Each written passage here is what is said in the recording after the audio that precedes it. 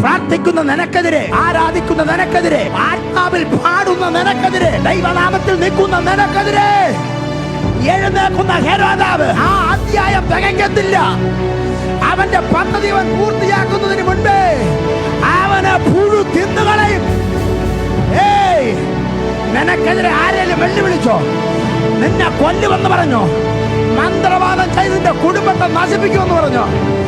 നിന്നെ നിന്റെ തലമുറയും ഈ ഭൂമിയിൽ തുടച്ചു മാറ്റുമെന്ന് പറഞ്ഞോ?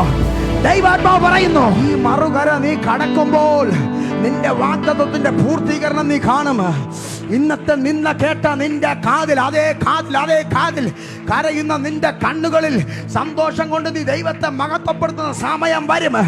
യേശുവിന്റെ നാമത്തിൽ അങ്ങനൊരു സമയം വരും. അങ്ങനൊരു സീസൺ വെളിപ്പെടും. ഓ, നിന്നെ അപമാനിച്ചവരുടെ മുൻപിൽ, നിന്നെ തള്ളിക്കളഞ്ഞവരുടെ മുൻപിൽ നിന്നെ എടുത്തൊരു മുദ്ര മോതിരമാക്കി വെക്കുന്ന ഒരു സീസൺ വരും. അബ്രഹാമേ, ഞാൻ നിന്റെ ദൈവമാണടാ, എന്നാൽ കഴിയാത്ത കാര്യമില്ല. മനുഷ്യൻ അടുത്തുനിന്നിരിക്കും, മനുഷ്യൻ നിന്നെ തളർത്തിന്നിരിക്കും, മനുഷ്യൻ നിന്നെ തഴഞ്ഞെന്നിരിക്കും. കണ്ട് ഞാൻ നിന്റെ ശാഖകളെ പൊട്ടി മുളപ്പിക്കുമാറാക്കും. നീ തഴയ്ക്കും, നിന്റെ കൊമ്പിന് ഞാൻ ഉയർത്തും. ഇത് പറഞ്ഞുകൊണ്ടിരിക്കുമ്പോൾ എന്നോട് ദൈവത്തിന്റെ ആത്മാവ് പറയുന്നു, നിന്നെ നിന്ദിച്ചവന്റെ മുൻപിൽ ദൈവം നിന്നെ സാക്ഷ്യമാക്കി വെക്കും. നിന്നെ പരിഹസിച്ചവന്റെ മുൻപിൽ ദൈവം നിന്നെ ഒരു സാക്ഷ്യമാക്കി വെക്ക്. നിന്നെ തള്ളിക്കളഞ്ഞവരുടെ മുൻപിൽ ദൈവം നിന്നെ ഒരു സാക്ഷ്യമാകാൻ, അത് ആയിരങ്ങൾക്ക് അനുഗ്രഹമായി ദൈവം ഉപയോഗിക്കുക. യേശുവിന്റെ നാമത്തിൽ ഞാൻ പറയുന്നു, ദൈവത്തിന് എന്റെ ഇന്ദ്രിയങ്ങളെ കൊടുക്ക, ദൈവത്തിന് എന്നെ എറിഞ്ഞു കൊടുക്ക, നിന്നെ ദൈവത്തിന് കൊടുക്ക. ദൈവം നിന്നെ പണിയട്ടെ. അത് സംഭവിക്കുന്നു. ഏതോ സെലക്ഷൻ വീഴുന്നു ഞാൻ കാണുന്നു. ഏതോ സെലക്ഷൻ വീഴുന്നു. ഏതോ ദൈവത്തിന്റെ സെലക്ഷൻ വീഴുന്നു. നീ ഒരു തീയായി പുറത്തു വരണം. നീ ഒരു തീയായി പുറത്തു വരണം.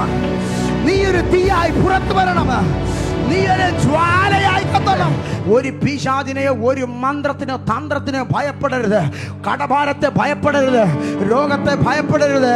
ശാപം ശാപം ശാപമെന്ന് ആയിരക്കണക്കിന് പേർ കാതിൽ വന്ന് പറഞ്ഞാലും ഭയപ്പെടരുത്.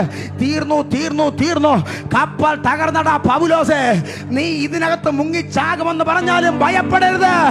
നിനക്ക് വേണ്ടി ഒരു പാലക കഷ്ടം, നിനക്ക് കരയെത്താൻ ഒരു പാലക കഷ്ടം എന്റെ ദൈവം മാറ്റിയിട്ടിരിക്കുക. അവസാനത്തെ പ്രതീക്ഷ എന്ന് വന്ന, ഓ ദൈവം നിനക്ക് വേണ്ടി നിന്നെ മറുകര കാണിക്കുന്ന ഒരു പാലക കഷ്ടം ചിലരുടെ ജീവിതത്തിൽ ദൈവം അത് എറിയുന്നു. ചിലരുടെ ജീവിതത്തിൽ ദൈവം എറിയുന്നു. കര കാണാൻ കഴിയാത്തതുപോലെ കരഞ്ഞ് വിലപിക്കുന്ന ചിലർക്ക് വേണ്ടി ദൈവത്തിന്റെ ആത്മാവ് പറയുന്നു, നിനക്കൊരു പിടിവള്ളി ദൈവം എറിയുന്നു. നിനക്കൊരു പിടിവള്ളി ദൈവം എറിയുന്നു. നിനക്ക് വേണ്ടി ദൈവം ഒരു പിടിവള്ളി എറിയുന്നു. നീ അതിൽ പിടിച്ച് കരക്ക് കയറും. നിന്റെ നാശം കണ്ട് ചിരിക്കാൻ മനുഷ്യനെ ദൈവം അനുവദിക്കത്തില്ല. ഞാൻ എന്റെ ദൂതനെ അയക്കാൻ പോകുന്നു. ഓ, അത് സംഭവിക്കുന്നു. അത് സംഭവിക്കുന്നു. അത് സംഭവിക്കുന്നു. നീ പ്രാർത്ഥിച്ചു കഴിഞ്ഞെങ്കിൽ ഇനി അടുത്തൊരു ദൈവ പ്രവർത്തിക്ക് വേണ്ടി കാണാൻ ഒരുങ്ങുക. ദശാംശം കൊടുക്കുന്നു, ആരാധനയ്ക്ക് വരുന്നു, ഉപവസിക്കുന്നു, പ്രാർത്ഥിക്കുന്നു, വചനപ്രകാരം ജീവിക്കുന്നു. എന്നിട്ട് എന്താ കർത്താവ് എനിക്കെതിരെ ഈ ഹെരോദാവ് എഴുന്നേറ്റ്? ആരൊക്കെയോ ചോദിക്കുന്നുണ്ടോ? ഇന്ന് പകൽ നിങ്ങൾ അതിൻ്റെ മറുപടി കേട്ടിട്ടേ പോകാവൂ. എന്തിനാ എനിക്കെതിരെ ഒരു ഹെരോദാവ് എഴുന്നേറ്റത്? എന്തിനാ പ്രാർത്ഥിക്കുന്ന എനിക്കെതിരെ ആ വലിയ പ്രശ്നം എഴുന്നേറ്റ് വന്നത്? എന്തുകൊണ്ടാണ് ഈ ആരാധിക്കുന്ന എൻ്റെ കുടുംബത്തിനെതിരെ അവർക്കും അവൾക്കും ഇല്ലാത്ത, പ്രാർത്ഥിക്കാത്ത അവനും അവൾക്കും ഇല്ലാത്ത പ്രശ്നം എന്തുകൊണ്ട് എൻ്റെ കുടുംബത്തിന് നേരെ എഴുന്നേറ്റു? ഇത് നിങ്ങൾ അറിയണം.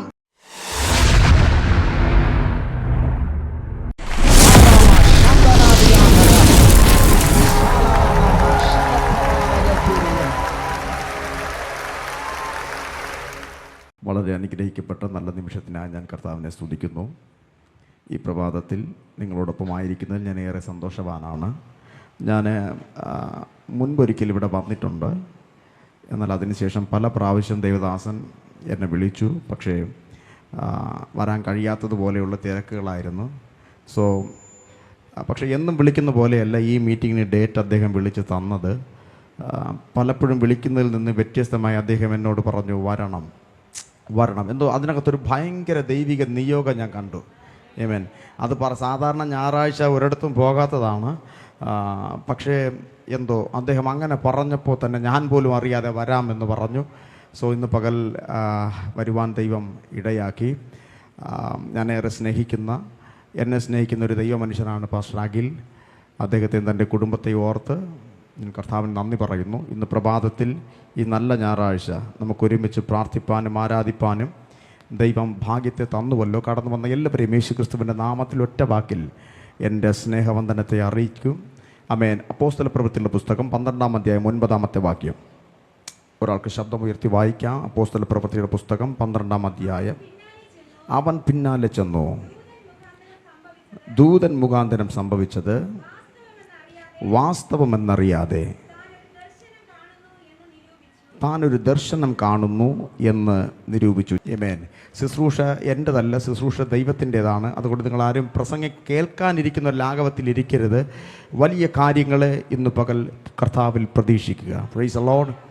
ആമേൻ. വേദപുസ്തകം പറയുന്നു, അപ്പോസ്തല പ്രവൃത്തിയുടെ പുസ്തകം 12-ാം അധ്യായം വായിക്കുമ്പോൾ നമുക്കറിയാം, പത്രോസ് എന്നൊരു മനുഷ്യനെ പിടിച്ച് കാരാഗൃഹത്തിൻ്റെ അകത്തടച്ചിടുകയാണ്. കാരാഗൃഹത്തിൻ്റെ അകത്ത് ആ മനുഷ്യൻ കിടക്കപ്പെടുമ്പോൾ ശക്തമായ പ്രാർത്ഥന പുറത്ത് നടന്നുകൊണ്ടിരിക്കുന്നു. അങ്ങനെ ആ പ്രാർത്ഥന നടന്നുകൊണ്ടിരിക്കുമ്പോൾ തന്നെ മറ്റൊരു സൈഡിൽ ദൂതൻ ആ കാരാഗൃഹത്തിൻ്റെ അകത്തിറങ്ങുകയും അവൻ പത്രോസിനെ വിടുവിച്ച് പുറത്തു കൊണ്ടുവരികയും ചെയ്തു. അതൊരു ഭയങ്കര അത്ഭുതമായിരുന്നു.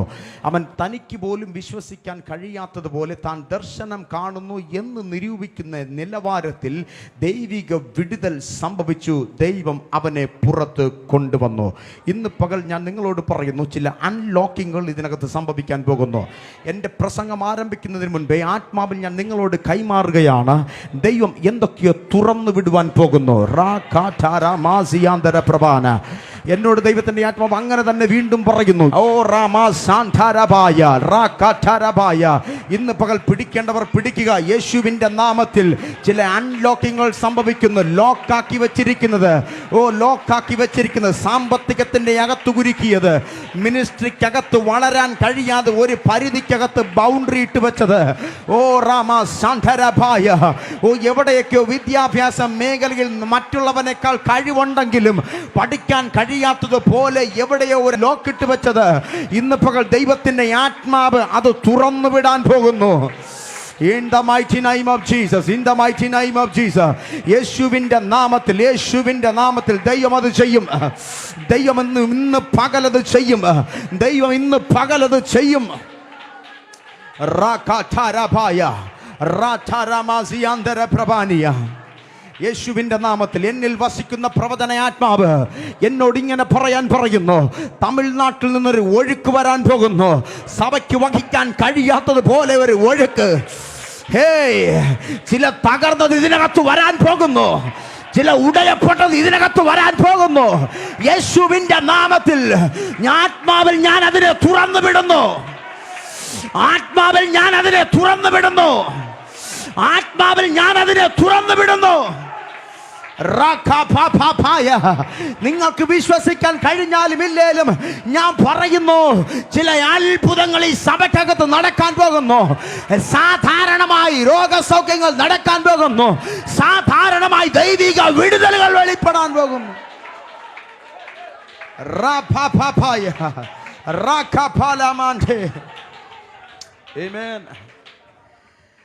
ദൈവിക ദൂതന്മാരുണ്ടെന്ന് എത്ര പേർ വിശ്വസിക്കുന്നു? ദൈവിക എൻകൗണ്ടറുകളിൽ എത്ര പേർ വിശ്വസിക്കുന്നു? ഞാൻ പറയുന്നു, ഞാനിത് എവിടെയൊക്കെ പ്രസംഗിച്ചിട്ടുണ്ടോ അവിടെയെല്ലാം ഏഞ്ചലിക് എൻകൗണ്ടറുകൾ സംഭവിച്ചിട്ടുണ്ട്. ചില കുടുംബങ്ങൾക്കകത്ത് പൊട്ടാത്ത കെട്ടുകൾ പൊട്ടിമാറിയിട്ടുണ്ട്. ചില തകർച്ചകൾ എന്നേക്കുമായി വഴിമാറിയിട്ടുണ്ട്. ഇന്ന് പകൽ ഞാൻ പറയുന്നു, ആത്മാവിൽ ഞാൻ കൈമാറുകയാണ്. ഈ മീറ്റിങ്ങിന് ആശീർവാദം പറയുന്നതിന് മുൻപ് ഏതോ തലമുറയുടെ വിഷയത്തിന്റെ അകത്ത് ഒരു ഭയങ്കര എൻകൗണ്ടർ സംഭവിക്കാൻ പോകുന്നു. എത്ര പേർ പറയും, കർത്താവ് അത് എൻ്റെ തലമുറയിലാകട്ടെ, അത് എൻ്റെ കുടുംബത്തിന്റെ അകത്താകട്ടെ, അങ്ങനെ ഒരു എൻകൗണ്ടർ എൻ്റെ ശുശ്രൂഷയിൽ വെളിപ്പെടട്ടെ.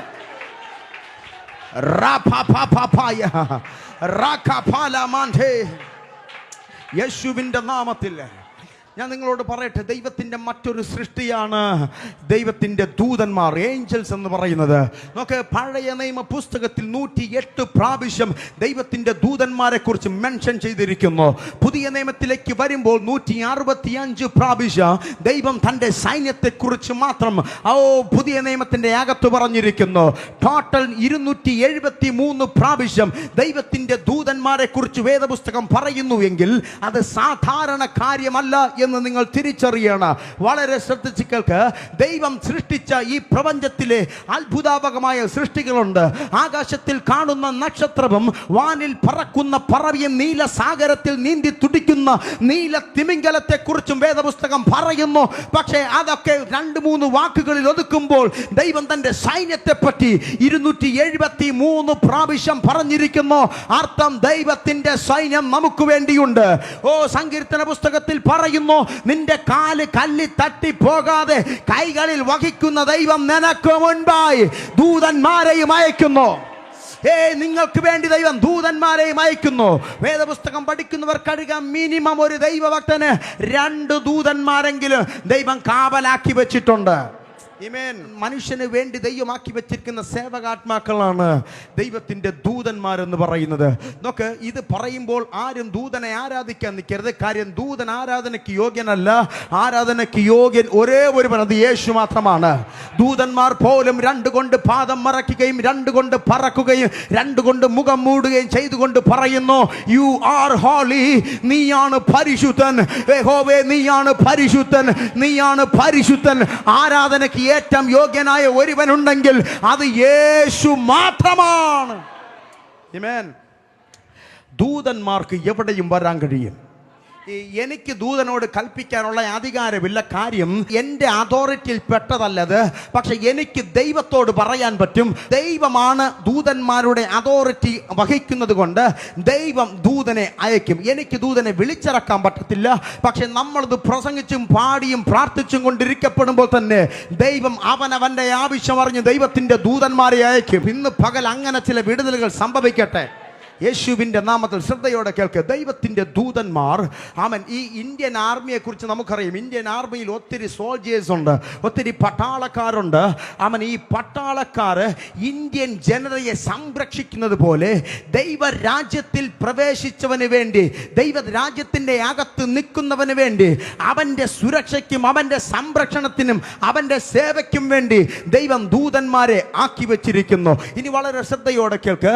ഇന്ന് പകൽ ദൈവത്തിന്റെ ദൂതന്മാരെ കുറിച്ച് നമ്മൾ ചിന്തിക്കാൻ പോകുന്നു. പത്രോസിന്റെ വിടുതലിന് വേണ്ടി മാത്രമല്ല ദൂതൻ ഇറങ്ങുന്നത്.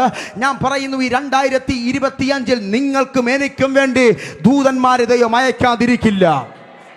എല്ലാ കണ്ണുകളെയും ഒരു നിമിഷം അടയ്ക്കാം. എല്ലാ കണ്ണുകളും അടച്ചാട്ടെ. എല്ലാ കണ്ണുകളെയും അടച്ച് കർത്താവേ, അങ്ങനെ ചില എൻകൗണ്ടറുകൾ എൻ്റെ ജീവിതത്തിൽ സംഭവിക്കട്ടെന്ന് പറയുക. അങ്ങനെ ചില എൻകൗണ്ടറുകൾ ദൈവിക വിടുതലിൻ്റെ കരം ഇന്ന് പകൽ ശക്തമായി ഞങ്ങളുടെ നടുവിൽ ചലിക്കേണ്ടതിന് എല്ലാവരും പ്രാർത്ഥിച്ചാട്ടെ. കർത്താവ് വന്നാൽ വിടുതൽ ഉറപ്പാണ്. ഇനി നിങ്ങൾ മറ്റെന്തിനു വേണ്ടി കാത്തിരിക്കണ്ട. ഞാൻ പറയുന്നു, കർത്താവ് വന്നാൽ നിങ്ങളുടെ ജീവിതത്തിൽ വിടുതൽ ഉറപ്പാണ്. ദൈവം ഇറങ്ങിയാൽ വിടുതൽ ഉറപ്പാണ്. ദൈവം ഇറങ്ങിയാൽ ചില അൺലോക്കിങ്ങുകൾ സംഭവിക്കും. In the mighty name of Jesus. കർത്താവിനോട് പറയും, കർത്താവേ, എന്നത്തെ പോലെയല്ല, ഇന്നത്തെ ആരാധനയിൽ എൻ്റെ ജീവിതത്തിന്റെ അകത്ത് ഒരു ഭയങ്കര കാര്യങ്ങൾ സംഭവിക്കട്ടെ. എന്നോട് ദൈവത്തിന്റെ ആത്മാവ് പറയുന്നു, സംതിങ് ഹാപ്പനിങ്. എന്തോ സംഭവിക്കാൻ പോകുന്നു. യേശുവിന്റെ നാമത്തിൽ ഞാൻ വീണ്ടും പറയുന്നു, എന്തോ സംഭവിക്കാൻ പോകുന്നു. In the mighty name of Jesus, in the mighty name of Jesus. റാഠാരാമാ സാന്താരാപായ റാഖാഠാരാപാലമാന്തെ റാന്ഥോറോ മോസി അന്തര പ്രഭാന റാഖാപായ റാപാപാപായ റിപിപിപിയാന്ഥോറോ മോസി അന്തര പ്രഭാനി. എന്തോ സംഭവിക്കാൻ പോകുന്നു. ആ മഴയുടെ മുഴക്കം ഞാൻ കേൾക്കുന്നു. ആ വിടുതലിന്റെ മുഴക്കം ഞാൻ കേൾക്കുന്നു. കരയുന്ന കണ്ണുനീരുകളെ ഒപ്പാൻ ദൈവം ഇറങ്ങിയിട്ടുണ്ട്. ചില വിടുതലിന് വേണ്ടി, ചില സൗഖ്യത്തിന് വേണ്ടി നാളുകൾ കൊണ്ട് നീ പ്രാർത്ഥിക്കുന്ന നിന്റെ പ്രാർത്ഥനയുടെ മറുപടിക്ക് വേണ്ടി something happening. എന്തോ സംഭവിക്കാൻ പോകുന്നു. കരയുന്ന സംഭവിക്കാൻ പോകുന്നു. റാപാപാപാപ, റാപാപാപ, റാപാപാപായ, റാകപാലമണ്ഡേ, റികിബിയാൻഡോറോമോസിയാന്തര, വൈഡമാലഘടക ശബ്ദന, റിബിബിയ ധാരബായ, ധാരബായ, റാപതാരബായ. ഓ, ഈ അന്തരീക്ഷത്തിന്റെ അകത്ത് ദൈവം തന്റെ കരം ചലിപ്പിക്കുന്നത് ഞാൻ കാണുന്നു.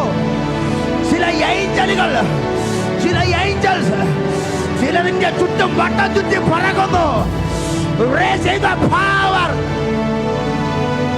Hey, Rabapapa, Ratarabapaya, Rika Palamante, Rato Romosi Andara Pravani, Vidal Kamanagadaga Shambanadiya. 20 വർഷം കരഞ്ഞ ഹന്ന എന്നും പ്രാർത്ഥിച്ചതുപോലെയുള്ള അവൻ ആലയത്തിൽ പോയത്. 20 വർഷം കരഞ്ഞ ഹന്ന ഒരു ദിവസം അവന്റെ മറുപടിക്ക് വേണ്ടി കയറി. വേദപുസ്തകം പറയുന്നു, എന്നത്തെ പോലെ അവൾ കരഞ്ഞുകൊണ്ട് ഇറങ്ങിയില്ല. പിന്നെ അവളുടെ മുഖം വാടിയില്ല. ഏയ് ഹന്നേ, കരയുന്ന ഹന്നേ, കേൾക്ക്, നിന്റെ കണ്ണുനീരിന് മറുപടി, നിന്റെ പ്രാർത്ഥനയുടെ മറുപടികൾ. ഓ, in the mighty name of Jesus, യേശുവിന്റെ നാമത്തിൽ ഏതോ മനുഷ്യനല്ല നിന്റെ സഹായകൻ, ഏതോ ഗവൺമെന്റ് അല്ല നിന്റെ സഹായകൻ. നിന്റെ സഹായകൻ ദൈവമാകയാൽ.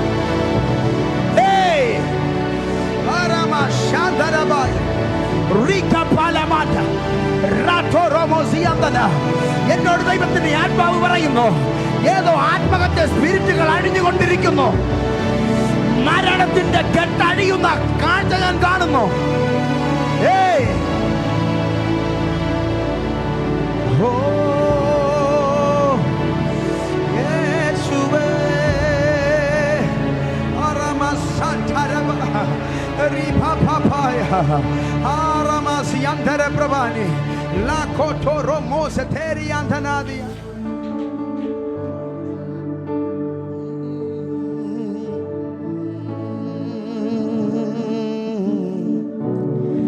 நீர் வந்தால் சூழ்நிலை மாறுமே,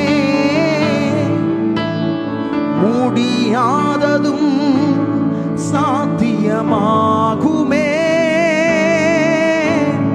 நீர் வந்தால் சூழ்நிலை மாறுமே, முடியாததும் சாத்தியமாகுமே.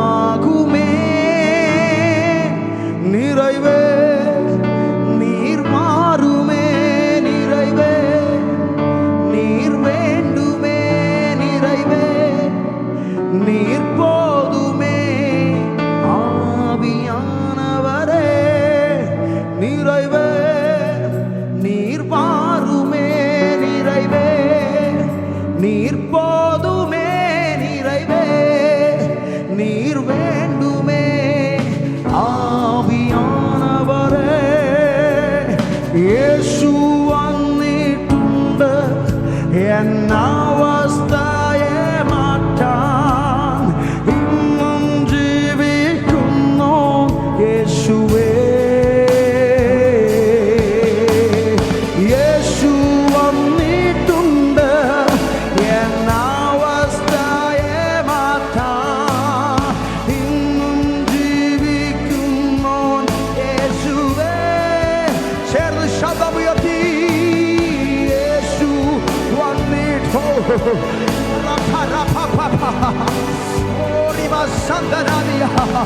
യേശുവിന്റെ നാമത്തിൽ ഒരു ഭയങ്കര ദൈവ സാന്നിധ്യം ചിലതിനെ മൂടുകയാണ്.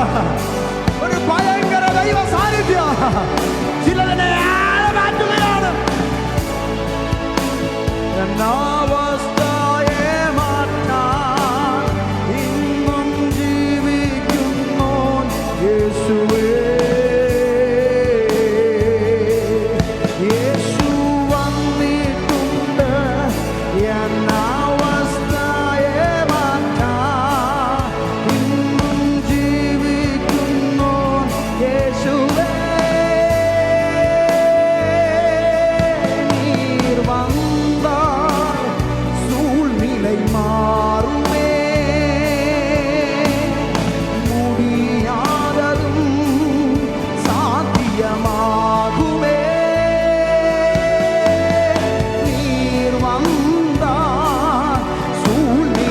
യേശുവിന്റെ നാമത്തിൽ സകല അന്ധകാരങ്ങളും പുറത്തു പോകട്ടെ.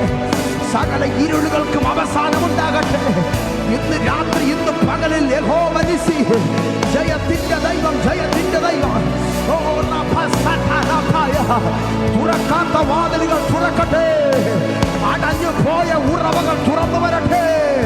ആത്മാവിൽ ഞാൻ കൽപ്പിക്കുകയാണ്, യേശുവിന്റെ നാമത്തിൽ അത് തുറക്കാ, അത് തുറക്കാ, അത് തുറക്കാ. ഓ, അത് തുറന്നു വരട്ടെ.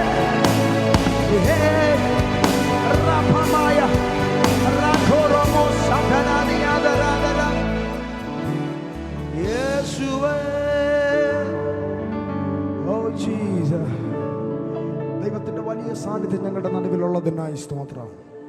കർത്താവേ, ഇന്ന് പകലിൽ ചിലത് ചെയ്യാൻ പോകുന്നതിനായി സ്തോത്രം. ദൈവത്തിന്റെ കയ്യിലെ നല്ല ആയുധമായി ദൈവം എന്നെ ഉപയോഗിക്കണം. ഇന്ന് പകൽ ഈ ജനം വിടുതലിലേക്ക് കടന്നു വരട്ടെ. യേശുവിന്റെ നാമത്തിൽ അത്ഭുതം ചെയ്യുന്ന ദൈവത്തിനായി സ്തോത്രം. യേശുവിൻ നാമത്തിൽ തന്നെ എല്ലാവരും കരമുയർത്തി നല്ലൊരു ഹല്ലേലൂയ പറയുക. ഞാൻ വായിച്ച വാക്യം വീണ്ടും ഒരിക്കൽ കൂടെ വായിക്കുന്നു. അവൻ പിന്നാലെ ചെന്ന് ദൂതൻ മുഖാന്തരം സംഭവിച്ചത് വാസ്തവമെന്നറിയാതെ ഒരു ദർശനം കാണുന്നു എന്ന് നിരൂപിച്ചു. വേദപുസ്തകം പറയുന്നു അവൻ ഒരു ദർശനം കാണുന്നു എന്ന് നിരൂപിച്ചു. എന്ന് പറഞ്ഞാൽ സ്വപ്നം കണ്ടതുപോലെ എനിക്കറിയത്തില്ല. അവൻ്റെ കയ്യിൽ നിന്ന് ചങ്ങല വീഴുകയും അവൻ ആർക്കും തുറക്കാൻ കഴിയാത്ത വാതിലുകളെ രക്ഷപ്പെടാൻ സാധ്യതയില്ലാത്തതുപോലെ കിടന്ന ഇടത്തു നിന്ന് ദൈവം അവനെ ദൂതനെ അയച്ച് പുറത്തു കൊണ്ടുവന്നപ്പോൾ അവൻ പറഞ്ഞൊരു പദമാണ്, ഞാൻ ദർശനം കാണുന്നവനെ പോലെയായിരുന്നു. ആരൊക്കെയോ ഈ ദിവസങ്ങൾ അത് പറയാൻ പോകുന്നു. ഓ രാമാസ്യാൻ ധരപ്രഭാനി, യേശുവിൻ്റെ നാമത്തിൽ ഞാൻ വീണ്ടും പറയുന്നു, ആരൊക്കെയോ അതേ പദം പറയാൻ പോകുന്നു. നശിക്കുമെന്ന് അവൾ പറഞ്ഞു, നിന്റെ കുടുംബം ഇതോടുകൂടെ തീരുമെന്ന് പറഞ്ഞു. നിന്റെ ശുശ്രൂഷ ഇനി മുമ്പിലേക്ക് പോകത്തില്ല, ഈ ബൗണ്ടറിക്കകത്ത് ഒതുങ്ങുമെന്ന് പറഞ്ഞു. ഹേ പിശാചേ കേൾക്ക, ഇന്ന് പകൽ നിന്റെ പകലല്ല എന്ന് ദൈവം പറയുന്നു. നീ പരിധി വെക്കും, പക്ഷെ ഞാൻ പരിധിയെ പൊളിക്കും. പിശാച് വെച്ച പരിധികൾ, പിശാച് വെച്ച ബൗണ്ടറികൾ, സാമ്പത്തികത്തിനകത്ത്, ശുശ്രൂഷക്കകത്ത്, കുടുംബത്തിനകത്ത് സമാധാനത്തെ തള്ളിക്കെടുത്തിയ പിശാചേ, ഇന്ന് പകൽ നീ വെച്ച പരിധി പൊളിയുകയാണ്.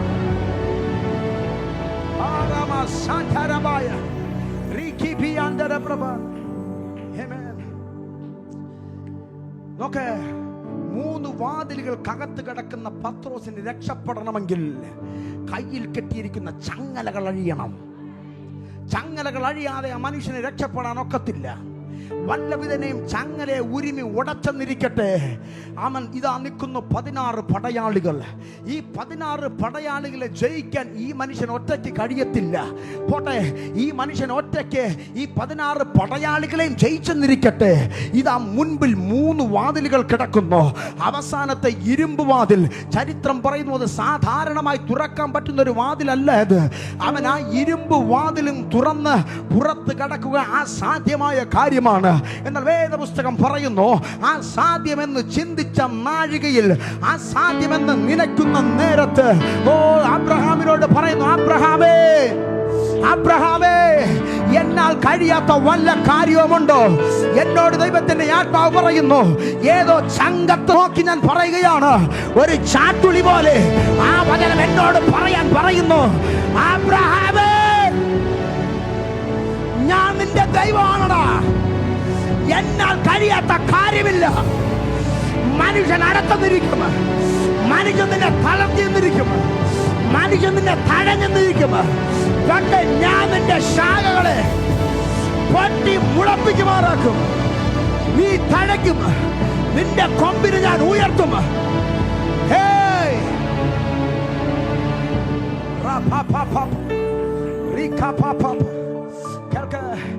അസാധ്യമെന്ന് ചിന്തിച്ച നാഴിക, ഓ എന്നാൽ വേദപുസ്തകം പറയുന്നു, അവൻ ഈ 3 കാര്യവും പത്രോസിന് ജയിക്കാൻ പറ്റത്തില്ല.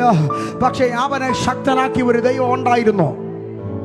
പുറത്തു കൊണ്ടുവരാൻ ദൈവം തന്റെ ദൂതനെ അയച്ചു. ഇന്ന് പകൽ എന്നോട് ദൈവത്തിന്റെ ആത്മാവ് പറയുന്നു, ആരൊക്കെയോ ആവുന്നത് പോലെ പ്രാർത്ഥിച്ചു കഴിഞ്ഞു, ആരൊക്കെയോ ആവുന്നത് പോലെ രക്ഷപ്പെടാൻ പരിശ്രമിച്ചു കഴിഞ്ഞു. സ്വന്തം ബുദ്ധിക്കും സ്വന്തം കഴിവിനും ഒത്തവണ്ണം നിങ്ങൾ ചെയ്യേണ്ടതെല്ലാം ചെയ്തു കഴിഞ്ഞെങ്കിൽ ഇന്ന് പകൽ ഇനി നിങ്ങളുടെ സമയമല്ല, ഇനി ദൈവത്തിന്റെ സമയമാണ്.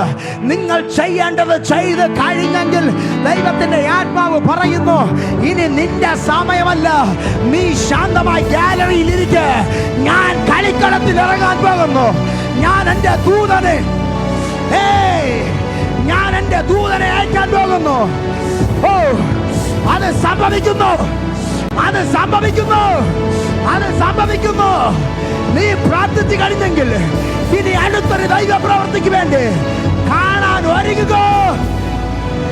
ഓ, ഹേയ് ഹേയ്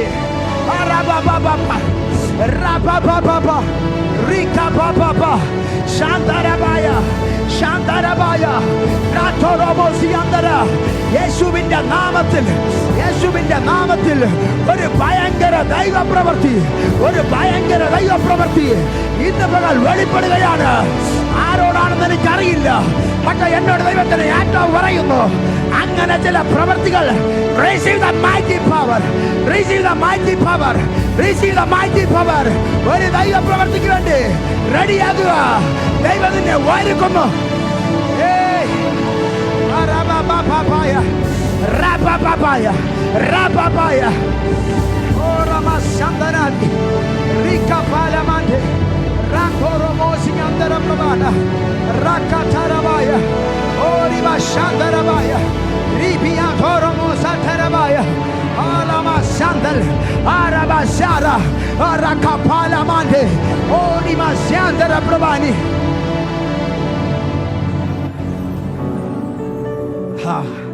ഞാൻ കേട്ട ദൈവശബ്ദം ഞാൻ വീണ്ടും പറയാം. എന്നോട് ദൈവത്തിന്റെ ആത്മാവ് പറഞ്ഞത് ഇങ്ങനെയാണ്, ഓ, രക്ഷപ്പെടേണ്ടതിനാവുന്നത്ര പ്രാർത്ഥിച്ചു, ഉപവസിച്ചു. ഓ, മുടങ്ങാതെ ആലയത്തിൽ വരുന്നു.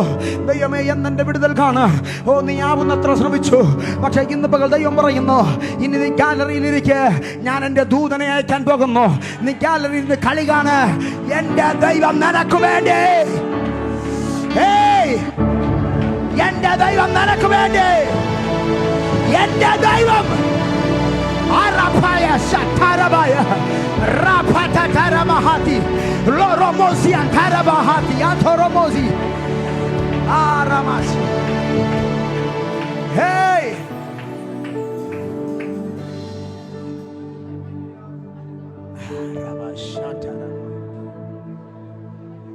ഹെരോദ രാജാവ് അവൻ എഴുന്നേറ്റ് വരികയാണ്. യാക്കോബിനെ പിടിക്കുന്നു, വാളുകൊണ്ട് കൊന്നുകളയുന്നു. അത് യഹൂദന്മാർക്ക് പ്രസാദമായെന്ന് കണ്ടിട്ട് ജനത്തിന്റെ പ്രീതി നേടാൻ ഇതാ അടുത്തൊരുത്തനെ പിടിച്ചു. അവന്റെ പേരാണ് പത്രോസ്. ഈ ഹെരോദാവ് ആരെന്ന് നിങ്ങൾ അറിയണം. അവൻ മത്തായി സുവിശേഷം വായിക്കപ്പെടുമ്പോൾ അതിനകത്ത് 2 വയസ്സിന് താഴെയുള്ള അവൻ എല്ലാ കുഞ്ഞുങ്ങളെയും കൊന്നു കളഞ്ഞ ഹെരോദാവ് അല്ല ഈ അപ്പോസ്തല പ്രവൃത്തി 12-ാം അധ്യായത്തിൽ നമ്മൾ വായിക്കുന്ന ഹെരോദാവ്. അവൻ മത്തായിയിൽ വായിക്കുന്ന ഹെരോദാവ്, അവൻ അദ്ദേഹത്തിന്റെ കൊച്ചുമകനാണ്. ഈ 12-ാം അധ്യായത്തിൽ, അപ്പോസ്തല പ്രവൃത്തി 12-ാം അധ്യായത്തിൽ നമ്മൾ വായിക്കുന്ന ഹെരോദാവ്. ഇത് ഹെരോദ അഗ്രിപ്പ 1-ാമനാണ്. AD 37-44 കാലഘട്ടങ്ങളിൽ ജീവിച്ചിരുന്ന ഒരു രാജാവായിരുന്നു. ഇവിടെ വായിക്കുന്ന ഹെരോദാവ് എന്ന് പറയപ്പെടുന്ന മനുഷ്യൻ പൂർവികന്മാരെ പോലെ തന്നെ അവൻ നികൃഷ്ടനായ, നീതിയില്ലാത്ത, ദൈവ ഭയമില്ലാത്ത ഒരുത്തനായിരുന്നു. അവൻ ഇവിടെ വായിക്കപ്പെട്ട ഹെരോദാവ്. കേൾക്ക്, ദൈവസഭ എവിടെ വളരുന്നുവോ അതിനെതിരെ എന്നും ഒരു ഹെരോദാവ് എഴുന്നേറ്റുകൊണ്ടേ ഇരിക്കുക. ഓ, ഈ 2025 ഞാൻ പറയുന്നു, ദൈവ പൈതലേ, നീ ആത്മാവിൽ കത്താൻ തുടങ്ങിയാൽ നിനക്കെതിരെ ഒരു ഹെരോദാവ് എഴുന്നേക്കാൻ സാധ്യതയുണ്ട്. നീ ആത്മാവിൽ പ്രയോജനപ്പെടാൻ തുടങ്ങിയാൽ, നീ അനുഗ്രഹിക്കപ്പെടാൻ തുടങ്ങിയാൽ നിന്റെ നന്മയ്ക്ക് വിരോധമായി ഏതെങ്കിലും ഹെരോദാവ് എഴുന്നേൽക്കാൻ സാധ്യതയുണ്ട്. പക്ഷെ വേദപുസ്തകം പറയുന്നു, അപ്പോസ്തല പ്രവൃത്തിയിൽ എഴുന്നേറ്റ ഹെരോദാവ് 12-ാം അധ്യായം തികയ്ക്കുന്നതിന് മുൻപ് അവൻ കൃമിക്കിരയായി മാറി. ദൂതൻ ഇറങ്ങി അവനെ അടിച്ചു കളഞ്ഞു. ഇന്ന് പകൽ ഞാൻ പറയാം, പ്രാർത്ഥിക്കുന്ന നിനക്ക് വേണ്ടി, പ്രാർത്ഥിക്കുന്ന നിനക്കെതിരെ, ഓ, ആരാധിക്കുന്ന നിനക്കെതിരെ, ആത്മാവിൽ പാടുന്ന നിനക്കെതിരെ, ദൈവനാമത്തിൽ നിൽക്കുന്ന നിനക്കെതിരെ എഴുന്നേൽക്കുന്ന ഹെരോദാവ് അധ്യായം തികയ്ക്കത്തില്ല. അവന്റെ പദ്ധതി അവൻ പൂർത്തിയാക്കുന്നതിന് മുൻപേ അവന് പുഴു തിന്നുകളയും. നിനക്കെതിരെ ആരെങ്കിലും വെല്ലുവിളിച്ചോ? നിന്നെ കൊല്ലുമെന്ന് പറഞ്ഞോ? മന്ത്രവാദം ചെയ്ത് നിന്റെ കുടുംബത്തെ നശിപ്പിക്കുമെന്ന് പറഞ്ഞോ? നിന്നെ നിന്റെ തലമുറയും ഈ ഭൂമിയിൽ തുടച്ചു മാറ്റുമെന്ന് പറഞ്ഞോ? ദൈവാത്മാവ് പറയുന്നു, അവൻ അധ്യായം തികയ്ക്കത്തില്ല. അവൻ അധ്യായം തികയ്ക്കത്തില്ല. കാര്യം ഞാൻ നിന്റെ ബലമാണ്.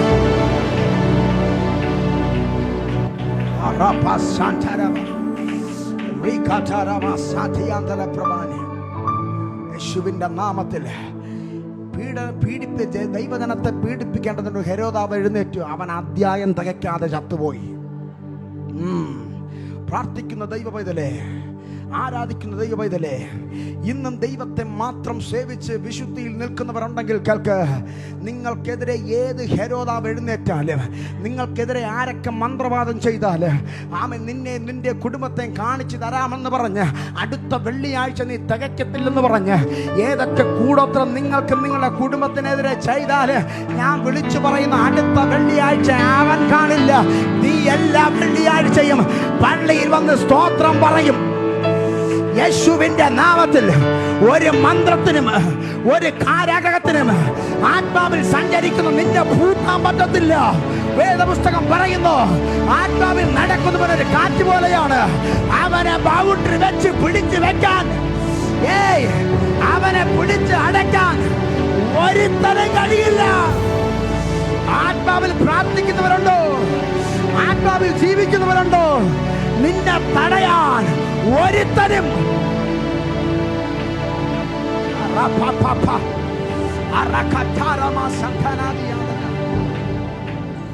യേശുവിന്റെ നാമത്തിൽ കേൾക്ക. ഒരു ദൈവ പൈതലിനെ കുറിച്ച്, ആത്മാവിൽ ജീവിക്കുന്നവനെ കുറിച്ച് പറയുന്നവൻ ഒരു കാറ്റ് പോലെയാണ്. കാറ്റ് പോലെയാണ്. ഇവിടെ നമ്മൾ പല കാലാവസ്ഥ പ്രവചനങ്ങളും കേൾക്കാറുണ്ട്. അവൻ ഇന്ന കൊടുങ്കാറ്റ്, അവൻ ഈ തീരപരിധി തൊട്ട് അടുത്ത രാജ്യത്തിലേക്ക് കയറുന്നു, ഇങ്ങനെ നമ്മൾ കേൾക്കാറുണ്ട്. പക്ഷേ ആ രാജ്യത്തിനതിനെ പിടിച്ചു വെക്കാനോ അവിടെ നിന്ന് ഓട്ടിക്കാനോ കഴിയില്ല. ആത്മാവിൽ ജനിച്ചവനെ കുറിച്ച് വേദപുസ്തകം പറയുന്നു, അവനൊരു കാറ്റ് പോലെയാണ്. ഞാൻ പറയാം, അവനെ പിടിച്ച് ഏതെങ്കിലും തുറുങ്കിനകത്ത് അടച്ചാൽ ദൈവം അവന് കൊടുത്തിരിക്കുന്ന വാഗ്ദത്തവും ദൈവം അവന് കൊടുത്തിരിക്കുന്ന സമയവും തീരാത്തെടുത്തോളം കാല ഒരു ഇരുമ്പഴിക്കൽ തുള്ളിലും അവൻ ഒതുങ്ങി തീരത്തില്ല. ദൈവം അവനെ പുറത്തു കൊണ്ടുവന്ന് സാക്ഷ്യമാക്കി വെക്കുക. ഇത് പറഞ്ഞുകൊണ്ടിരിക്കുമ്പോൾ എന്നോട് ദൈവത്തിന്റെ ആത്മാവ് പറയുന്നു, നിന്നെ നിന്ദിച്ചവന്റെ മുൻപിൽ ദൈവം നിന്നെ സാക്ഷ്യമാക്കി വെക്കും. നിന്നെ പരിഹസിച്ചവന്റെ മുൻപിൽ ദൈവം നിന്നെ ഒരു സാക്ഷ്യമാക്കി വെക്കുക.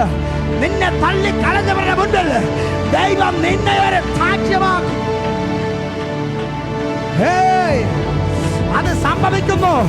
ഏതോ സെലക്ഷൻ വീഴുന്നു ഞാൻ കാണുന്നു. ഏതോ സെലക്ഷൻ വീഴുന്നു. ഏതോ ദൈവത്തിന്റെ സെലക്ഷൻ വീഴുന്നു. ഏതോ ദൈവത്തിന്റെ സെലക്ഷൻ വീഴുന്നു. നീ ഒരു തീയായി പുറത്തു വരണം. നീ ഒരു തീയായി പുറത്തു വരണം. നീ ഒരു തീയായി പുറത്തു വരണം. നീ ഒരു ജ്വാലയായി കത്തണം.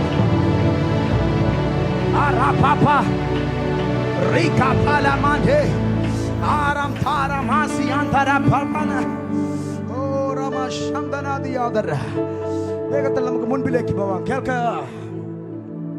ഹെരോദാവ് എന്ന് പറയപ്പെടുന്ന മനുഷ്യൻ എഴുന്നേറ്റു. പത്രോസിന് നേരെ എഴുന്നേറ്റു. യാക്കോബിനെ കൊന്നു. ഇത് അടുത്ത പത്രോസിനെ പിടിച്ച് അവനെയും അതുപോലെ കൊല്ലാൻ വിധിക്കപ്പെട്ടവനായി കാരാഗ്രഹത്തിന്റെ അകത്തേക്ക് അടയപ്പെട്ടു.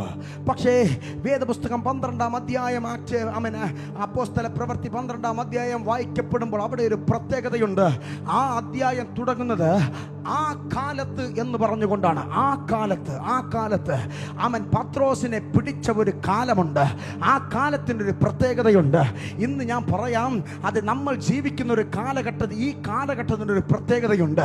അവൻ ഈ കാലഘട്ടത്തിൻ്റെ ഒരു പ്രത്യേകത, അവൻ ചോദിക്കുന്നവന് എത്രയധികം പരിശുദ്ധാത്മാവിനെ തരുന്നൊരു കാലഘട്ടം. കൊച്ചു കുഞ്ഞുങ്ങൾ പോലും ഭയങ്കരമായി പ്രവചിക്കുന്നൊരു കാലഘട്ടം. അവൻ എന്നെ ഉപയോഗിക്കണമെന്ന് പറഞ്ഞ് ദൈവത്തിൻ്റെ കരത്തിലേക്ക് ഒരുത്തനെ എറിഞ്ഞു കൊടുത്താൽ ദൈവം അവനെ പൊന്നുപോലെ ഉപയോഗിക്കുന്ന കാലഘട്ടം.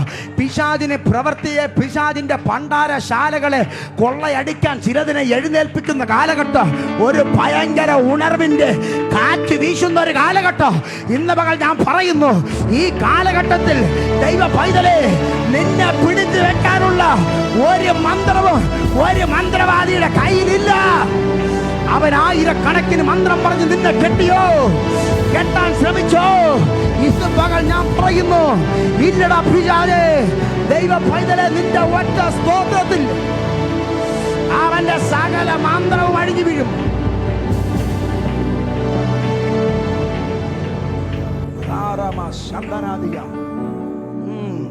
ആ കാലഘട്ടത്തിൻ്റെ ഒരു പ്രത്യേകത ഉണ്ടായിരുന്നു. ആ കാലഘട്ടത്തിൻ്റെ പ്രത്യേകത, ആമേൻ, അപ്പോസ്തല പ്രവൃത്തിയുടെ 1-ാം അധ്യായത്തിലേക്ക് പോകണം. ആ കാലഘട്ടം ഏതെന്നറിയാം. ആമേൻ, മരിച്ച് അടക്കപ്പെട്ട് ഉയർത്തെഴുന്നേറ്റ് യേശു ക്രിസ്തു ശിഷ്യന്മാരോട് വന്ന് പറയുകയാണ്, സ്വർഗാരോഹണം ചെയ്യുവാൻ നേരം പറയുന്നു, നിങ്ങൾ കാത്തിരിക്കണം. നിങ്ങളെ നടത്തേണ്ടതിനൊരു പരിശുദ്ധ ആത്മാവെന്നൊരു ശക്തി, ഒരു കാര്യസ്ഥനെ നിങ്ങളുടെ അടുക്കൽ വരുവാൻ പോകുന്നു. ഞാൻ പോകുന്നത് നല്ലതാണ്. ഞാൻ പോയാൽ ഒരു കാര്യസ്ഥൻ വരും, ഒരു കാര്യസ്ഥൻ വരും. കേൾക്ക്, ഒരു കാര്യസ്ഥൻ വരും. അവൻ 1-ാം അധ്യായത്തിൽ കാത്തിരിക്കണമെന്ന് പറഞ്ഞു. അവർ കാത്തിരിക്കുന്നു. യഹൂദിയിൽ യെരൂശലേമിൽ ഭൂമിയുടെ അറ്റത്തോളം ഓടാൻ ഒരു ശക്തി കൊടുക്കുന്ന, ഒരു ജ്ഞാനത്തെ കൊടുക്കുന്ന, സകല തിന്മയിൽ നിന്ന് നന്മയിലേക്ക് നടത്തുന്ന ഒരു ആത്മാവിനെ തരുമെന്ന് പറഞ്ഞു. പക്ഷെ 2-ാം അധ്യായത്തിലേക്ക് എത്തുമ്പോൾ അവർ മാളിക മുറിക്കകത്ത് 120 പേർ കാത്തിരുന്നു. 120 പേർ കാത്തിരിക്കുമ്പോൾ ഒരു ഭയങ്കര മുഴക്കത്തോടുകൂടി ഒരു ദൈവശക്തി അവരുടെ നടുവിലേക്ക് വന്നിറങ്ങി. പിളർന്ന അഗ്നിജ്വാലക്കൊത്തവണ്ണം ഒരു ദൈവ സാന്നിധ്യം വന്നിറങ്ങി. 120 പേരും അന്ന് വരെ സംസാരിക്കാത്ത അന്യഭാഷയിൽ സംസാരിക്കാൻ തുടങ്ങി. ഇന്നലെ വരെ പേടിച്ച് ഒളിച്ച് ഇരുട്ടിന്റെ മറപറ്റി ഞാൻ നിന്നെ അറിയുന്നില്ലെന്ന് പറഞ്ഞവൻ, ഇതാ സാന്നിധ്യം അകത്ത് വന്നപ്പോ മാളിക മുറിക്കകത്തുനിന്ന് ജനത്തിന്റെ നടുവിലേക്ക് ഒരു എൻട്രി. ഞാൻ പറയുന്നു, ആത്മാവ് നിന്റെ അകത്ത് വന്നാൽ, ദൈവത്തിന്റെ ശക്തി നിന്നിൽ തികഞ്ഞു വന്നാൽ, ദൈവത്തിന്റെ സാന്നിധ്യം നിന്നിൽ തികഞ്ഞു വന്നാൽ, നീ കർത്തന്റെ പുറകിൽ നിൽക്കത്തില്ല. ദൈവം നിന്നെ മുന്നിൽ കൊണ്ടുവരും.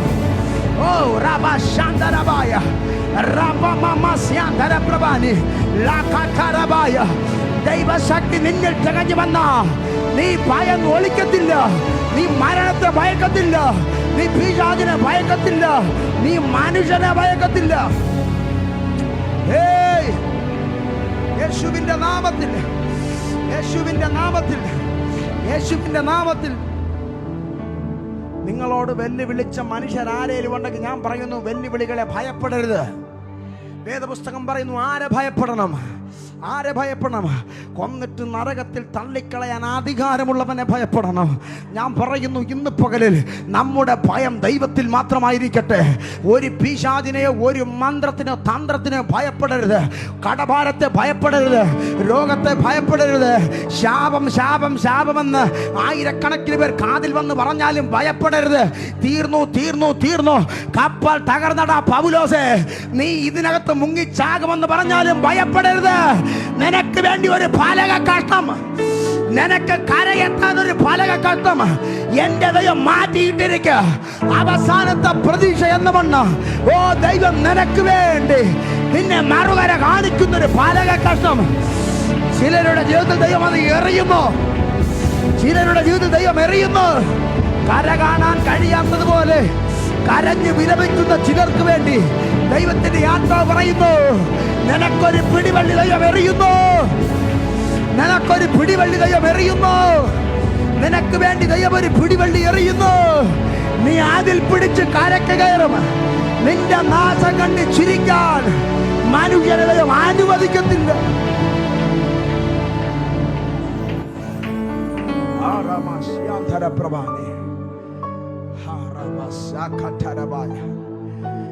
ഞാൻ നിങ്ങളോട് പറയാം, എന്നോട് ദൈവത്തിന്റെ ആത്മാവ് പറയുന്നു, പ്രതീക്ഷകൾ തീർന്നിരിക്കുന്നവർ ഇതിനകത്തിരിക്കുന്നു. കേൾക്ക്, പ്രതീക്ഷകൾ അസ്തമിച്ചിരിക്കുന്നവരുണ്ട്. പ്രതീക്ഷകൾ എനിക്കറിയത്തില്ല അത് എന്തിലാ, ഡോക്ടറിലാണോ പൈസയിലാണോ എനിക്കറിയാം. എന്തോ പ്രതീക്ഷ വെച്ചിരുന്നു, പക്ഷെ നഷ്ടപ്പെട്ടിരിക്കുന്ന ആരോ എന്നെ കേൾക്കുന്നു. ദൈവം പറയുന്നു, നിനക്ക് രക്ഷപ്പെടാൻ ഒരു പിടിവള്ളി ഞാൻ എറിഞ്ഞിട്ടുണ്ട്. ഈ ആരാധനക്കകത്ത് നിനക്കും നിന്റെ കുടുംബത്തിനും രക്ഷപ്പെടാൻ ഒരു പിടിവള്ളി ദൈവം എറിഞ്ഞിട്ടുണ്ട്. എത്ര പേരത് വിശ്വസിക്കുന്നു? കർത്താവേ, ഓ അത് എൻ്റെ കുടുംബത്തിലാകട്ടെ, എനിക്കും കൂടെ തകർന്നു പോയ എൻ്റെ പിള്ളേർക്ക് വേണ്ടി, ഓ ഉടഞ്ഞു പോയ എൻ്റെ ഭർത്താവിന് വേണ്ടി, ഓ എനിക്ക് വേണ്ടി, എൻ്റെ കുടുംബത്തിന് വേണ്ടി അങ്ങനൊരു പ്രതീക്ഷയുടെ വള്ളി, അങ്ങനൊരു പ്രതീക്ഷയുടെ ഫലകതയും എറിയുന്നു. അങ്ങനൊരു പ്രതീക്ഷയുടെ ഫലകതയും എറിയുന്നു. ആർക്കാണെന്ന് എനിക്കറിയില്ല. പക്ഷെ ഞാൻ പറയുന്നു, സമുദ്രം നിന്നെ മുക്കുന്നതിന് മുൻപ് ദൈവം നിന്നെ കരക്കെത്തിക്കും. കാര്യം നീ ഒരു ആണലിയെ തീയിലേക്ക് എറിയേണ്ടതുണ്ട്. നീ ഒരു ഉണർവിന്റെ വക്താവായി മാറേണ്ടതുണ്ട്.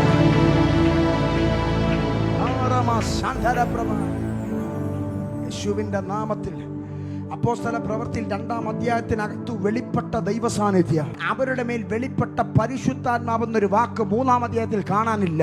1-ാം അധ്യായത്തിൽ പരിശുദ്ധാത്മാവെന്ന വാക്കുണ്ട്, 2-ാം അധ്യായത്തിലുമുണ്ട്. പക്ഷെ 3-ാം അധ്യായം എത്തുമ്പോൾ പരിശുദ്ധാത്മാവിനെ കാണാനില്ല. ഈ പരിശുദ്ധാത്മാവ് എവിടേക്ക് പോയി? മറ്റൊരിടത്തേക്കും പോയിട്ടില്ല. മഹത്വത്തിന്റെ പ്രത്യാശിയായ ക്രിസ്തു അവൻ നമ്മുടെ ഉള്ളിൽ ഇരുന്നു കൊണ്ടിരിക്കുന്നു. അതേ പാളിക മുറിക്കകത്ത് ഇറങ്ങിയ പരിശുദ്ധാത്മാവ് 120 പേരുടെ അകത്ത് കയറി സാധാരണ വ്യക്തികളായിരുന്നവർ അസാധാരണ വ്യക്തികളായി മാറാൻ തുടങ്ങി. അവൻ 3-ാം അധ്യായത്തിൽ അവൻ ഒരു പിച്ചക്കാരനെ കാണാം. ആലയത്തിന്റെ മുമ്പിലിരുന്ന് പിച്ച തണ്ടുന്ന ഒരു മനുഷ്യൻ. ആ മനുഷ്യന് ആലയത്തിലേക്ക് വന്ന എല്ലാവരും പുരോഹിതനടക്കം ചില്ലിക്കാശുകൾ വലിച്ചെറിഞ്ഞ് അവനെ ഒരു ശാപം പിടിച്ചതുപോലെ ആലയത്തിന്റെ പുറത്തിരുത്തി. പക്ഷെ അകത്ത് സാന്നിധ്യം പ്രാപിച്ചവൻ 3-ാം അധ്യായത്തിലേക്ക് കയറി വരുമ്പോൾ അവൻ കാണുന്നത് പിച്ചക്കാരനെ അല്ല, അമ്മയുടെ ഉദരം കൊണ്ട് കെട്ടി ഒരു കെട്ടവന്റെ ജീവിതത്തിൽ കിടക്കുന്നു. ഇവനെ പിച്ചക്കാരനാക്കി മാറ്റിയ, ഇവനെ പിച്ച പാത്രം എടുപ്പിച്ച ഒരു ശാപത്തിന്റെ കെട്ട് അത് അമ്മയുടെ ഉദരം മുതലുണ്ട്.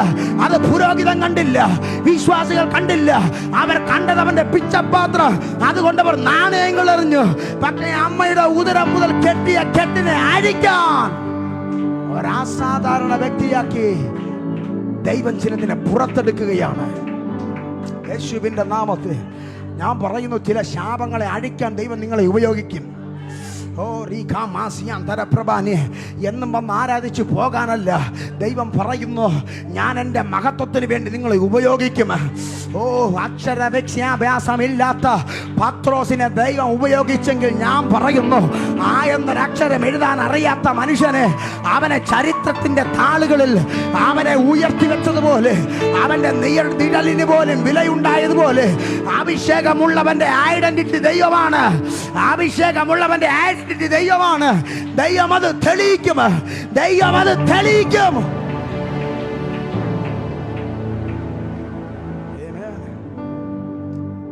ദൈവ സാന്നിധ്യം നിറഞ്ഞു നിൽക്കുന്ന ഒരു കാലഘട്ടം ഇതാ. പത്രോസ് ആത്മാവിൽ നിറഞ്ഞവനായി പുറത്തേക്ക് ഇറങ്ങി വരുന്നു.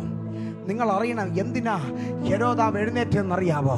എന്തിനാ നിങ്ങൾക്കെതിരെ പ്രാർത്ഥിക്കുന്ന, ദശാംശം കൊടുക്കുന്നു, ആരാധനയ്ക്ക് വരുന്നു, ഉപവസിക്കുന്നു, പ്രാർത്ഥിക്കുന്നു, വചനപ്രകാരം ജീവിക്കുന്നു, എന്നിട്ട് എന്താ കർത്താവ് എനിക്കെതിരെ ഈ ഹെരോദാവ് എഴുന്നേറ്റ്? ആരൊക്കെയോ ചോദിക്കുന്നുണ്ടോ? ഇന്ന് പകൽ നിങ്ങൾ അതിൻ്റെ മറുപടി കേട്ടിട്ടേ പോകാവൂ. എന്തിനാ എനിക്കെതിരെ ഒരു ഹെരോദാവ് എഴുന്നേറ്റത്? എന്തിനാ പ്രാർത്ഥിക്കുന്നു എനിക്കെതിരെ ആ വലിയ പ്രശ്നം എഴുന്നേറ്റ് വന്നത്? എന്തുകൊണ്ടാണ് ഈ ആരാധിക്കുന്ന എൻ്റെ കുടുംബത്തിനെതിരെ അവർക്കും അവൾക്കും ഇല്ലാത്ത, പ്രാർത്ഥിക്കാത്ത അവനും അവൾക്കും ഇല്ലാത്ത പ്രശ്നം എന്തുകൊണ്ട് എൻ്റെ കുടുംബത്തിന് നേരെ എഴുന്നേറ്റു? ഇത് നിങ്ങൾ അറിയണം. ഇത് നിങ്ങൾ അറിയണം. സത്യം നിങ്ങൾ അറിയുമ്പോൾ സത്യം നിങ്ങളെ സ്വതന്ത്രമാക്കും. കേൾക്ക, ആമേൻ. പത്രോസ് ആരെന്നറിയണം. പത്രോസ് ആരാണ്? പത്രോസ് എന്ന് പറയപ്പെടുന്ന മനുഷ്യനൊരു ഫിഷർമാൻ, അവനൊരു മീൻപിടുത്തക്കാരൻ. എന്നൊരക്ഷരം എഴുതാൻ അറിയാത്തവൻ, അലറി അടിക്കുന്ന തിരമാലകളെ എണ്ണി തിട്ടപ്പെടുത്താൻ അറിയില്ല. പിടിച്ച് പിടിച്ച് പിടിച്ച് വിൽക്കുന്ന മീന് അവൻ അതിൻ്റെ പൈസ നേരാവണ്ണം എണ്ണി വാങ്ങാൻ അറിയില്ല. അവനൊരു ബിരുദാനന്തര ബിരുദമോ ഒരു സർട്ടിഫിക്കറ്റോ ഒന്നുമില്ല. സാധാരണക്കാരിൽ സാധാരണക്കാരനായൊരു മനുഷ്യൻ ഒരു രാത്രിയിൽ കണക്ക് പിഴച്ചവനായി, ഒരു രാത്രിയിൽ അവന്റെ കണക്കുകൂട്ടലുകൾ തെറ്റിയവനായി, ഒരു പകലിൽ പിറ്റേ പകലിൽ വല കഴുകിക്കൊണ്ട് നിൽക്കുമ്പോൾ ഒരു ശബ്ദം കാതിൽ വന്ന് വീണു. എടാ പത്രോസേ, ഇനി നീ ആഴത്തിലേക്ക് വീശ്. ഇന്നലെ വീശി അതേ കടലിൽ വീശ്. അവൻ വാക്ക് കേട്ട് മറുത്തൊരു വാക്ക് പറഞ്ഞില്ല. നിന്റെ വാക്കിന് ആമേൻ പറഞ്ഞുകൊണ്ട് അവൻ വലയും എടുത്തുകൊണ്ട് ഇറങ്ങിയതാണ്. പെരുത്തൊരു മീൻകൂട്ടം വന്നു കയറിയപ്പോൾ മറ്റൊരു ശബ്ദം, ഇനി നീ മീൻ പിടിക്കണ്ട, ഇനി ഞാൻ നിന്നെ മനുഷ്യനെ പിടിക്കുന്നവനാക്കാം. ഇനി നീ മീൻ പിടിക്കണ്ട, ഇനി ഞാൻ നിന്നെ മനുഷ്യനെ പിടിക്കുന്നവനാക്കും. ഓ പ്രഭാന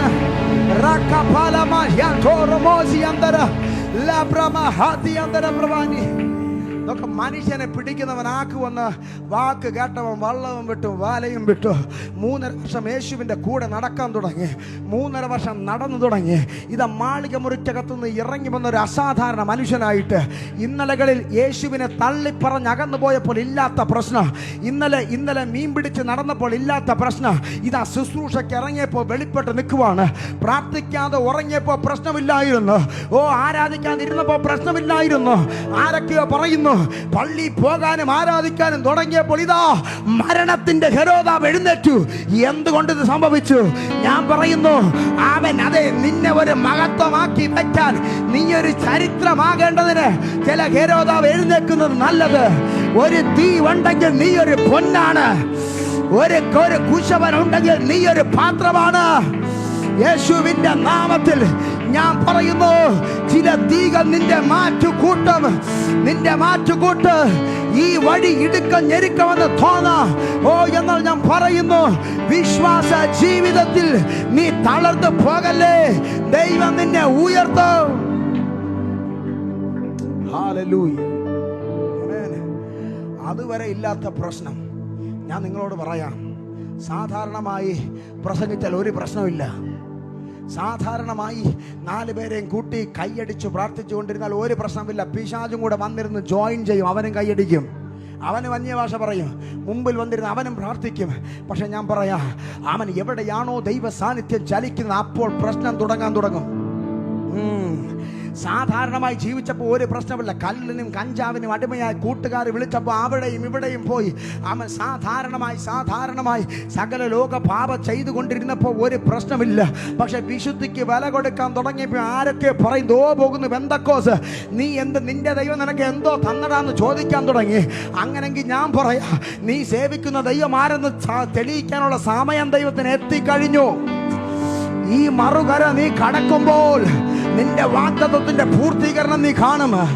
ഇന്നത്തെ നിന്ന കേട്ട നിന്റെ കാതിൽ, അതേ കാതിൽ കരയുന്ന നിന്റെ കണ്ണുകളിൽ സന്തോഷം കൊണ്ട് നീ ദൈവത്തെ മഹത്വപ്പെടുത്തുന്ന സമയം വരും.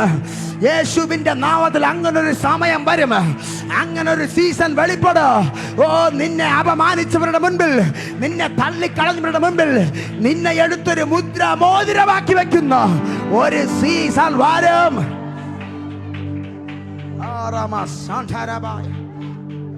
യേശുവിന്റെ നാമത്തിൽ കേൾക്ക്. അതുവരെ ഇല്ലാത്ത പ്രശ്നം യവൻ അസാധാരണ മനുഷ്യനായപ്പോൾ തുടങ്ങി. സാധാരണമായ സഭയ്ക്ക് പ്രശ്നമില്ല. പക്ഷെ ഈ സഭയെക്കുറിച്ച് ആരേലും കുറ്റം പറയുന്നുണ്ടോ? ഞാൻ പറയുന്നത് സാധാരണ സഭ അല്ലെന്നാണ്. സാധാരണമായി ജീവിച്ചപ്പോൾ നിങ്ങൾക്ക് പ്രശ്നമില്ല. പക്ഷെ കൃപയിൽ നിൽക്കാൻ തുടങ്ങിയപ്പോൾ മറ്റെങ്ങും ഇല്ലാത്ത പ്രശ്നം വരുവാണെങ്കിൽ ഭാരപ്പെടരുത്. നീ കറക്റ്റ് ദൈവ പൈതലാണ്. ഹല്ലേലൂയ. പത്രോസ് യേശുവിനെ തള്ളി പറഞ്ഞപ്പോഴും പാപിയായി നടന്നപ്പോഴും ഇല്ലാത്ത പ്രശ്നമാണ് ഇവൻ കൃപയിൽ വന്നപ്പോൾ. യേശുവിൻ്റെ നാമത്തിൽ നോക്ക്, വലിയ വാഗ്ദത്തം കേൾക്കുന്നവരെ യോസേഫിന് പ്രശ്നമില്ല. പക്ഷെ വാഗ്ദത്തം കേട്ടതുപോലെ സഹോദരങ്ങൾ വെറുക്കാൻ തുടങ്ങി. സ്വന്തം രക്തബന്ധങ്ങൾ അവനെ കൊല്ലാൻ പദ്ധതിയിട്ടു. അത് അവനോടുള്ള വിരോധമല്ല. ഒരിക്കൽ സഹോദരങ്ങൾ പറഞ്ഞു, ദേ വരുന്നു സ്വപ്നക്കാരൻ, അവനെ പിടിച്ച് നമുക്ക് കൊന്നുകളയാ. അർത്ഥം അവനോടല്ല അവർക്ക് വിരോധം. അവൻ ചുമക്കുന്ന ദൈവിക ദർശനത്തോടാണ്. ഞാൻ പറയാം, നീ കൃപയിൽ നിൽക്കുന്നത് കൊണ്ടാണ്, നീ ദൈവത്തിന്റെ വാഗ്ദത്തത്തിൽ നിൽക്കുന്നത് കൊണ്ടാണ്, നീ കറക്റ്റ് റൂട്ടിൽ നിൽക്കുന്നത് കൊണ്ടാണ് മറ്റെങ്ങുമില്ലാത്ത കാറ്റ് നിന്റെ നേരെ വരുന്നത്. നീ കറക്റ്റ് റൂട്ടിൽ നിൽക്കുന്നത് കൊണ്ടാണ് മറ്റെങ്ങുമില്ലാത്ത പ്രശ്നം. പക്ഷേ ഈ പ്രശ്നത്തിൽ നീ ഒരു ദൈവ മഹത്വത്തോടെ പുറത്തു വരും.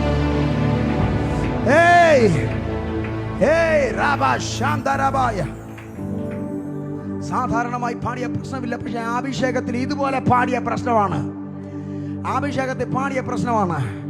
മറ്റാർക്കും ഇല്ലാത്ത ഫോൺ കോളുകൾ വരും, മറ്റാർക്കും ഇല്ലാത്ത മെസ്സേജ് വരും.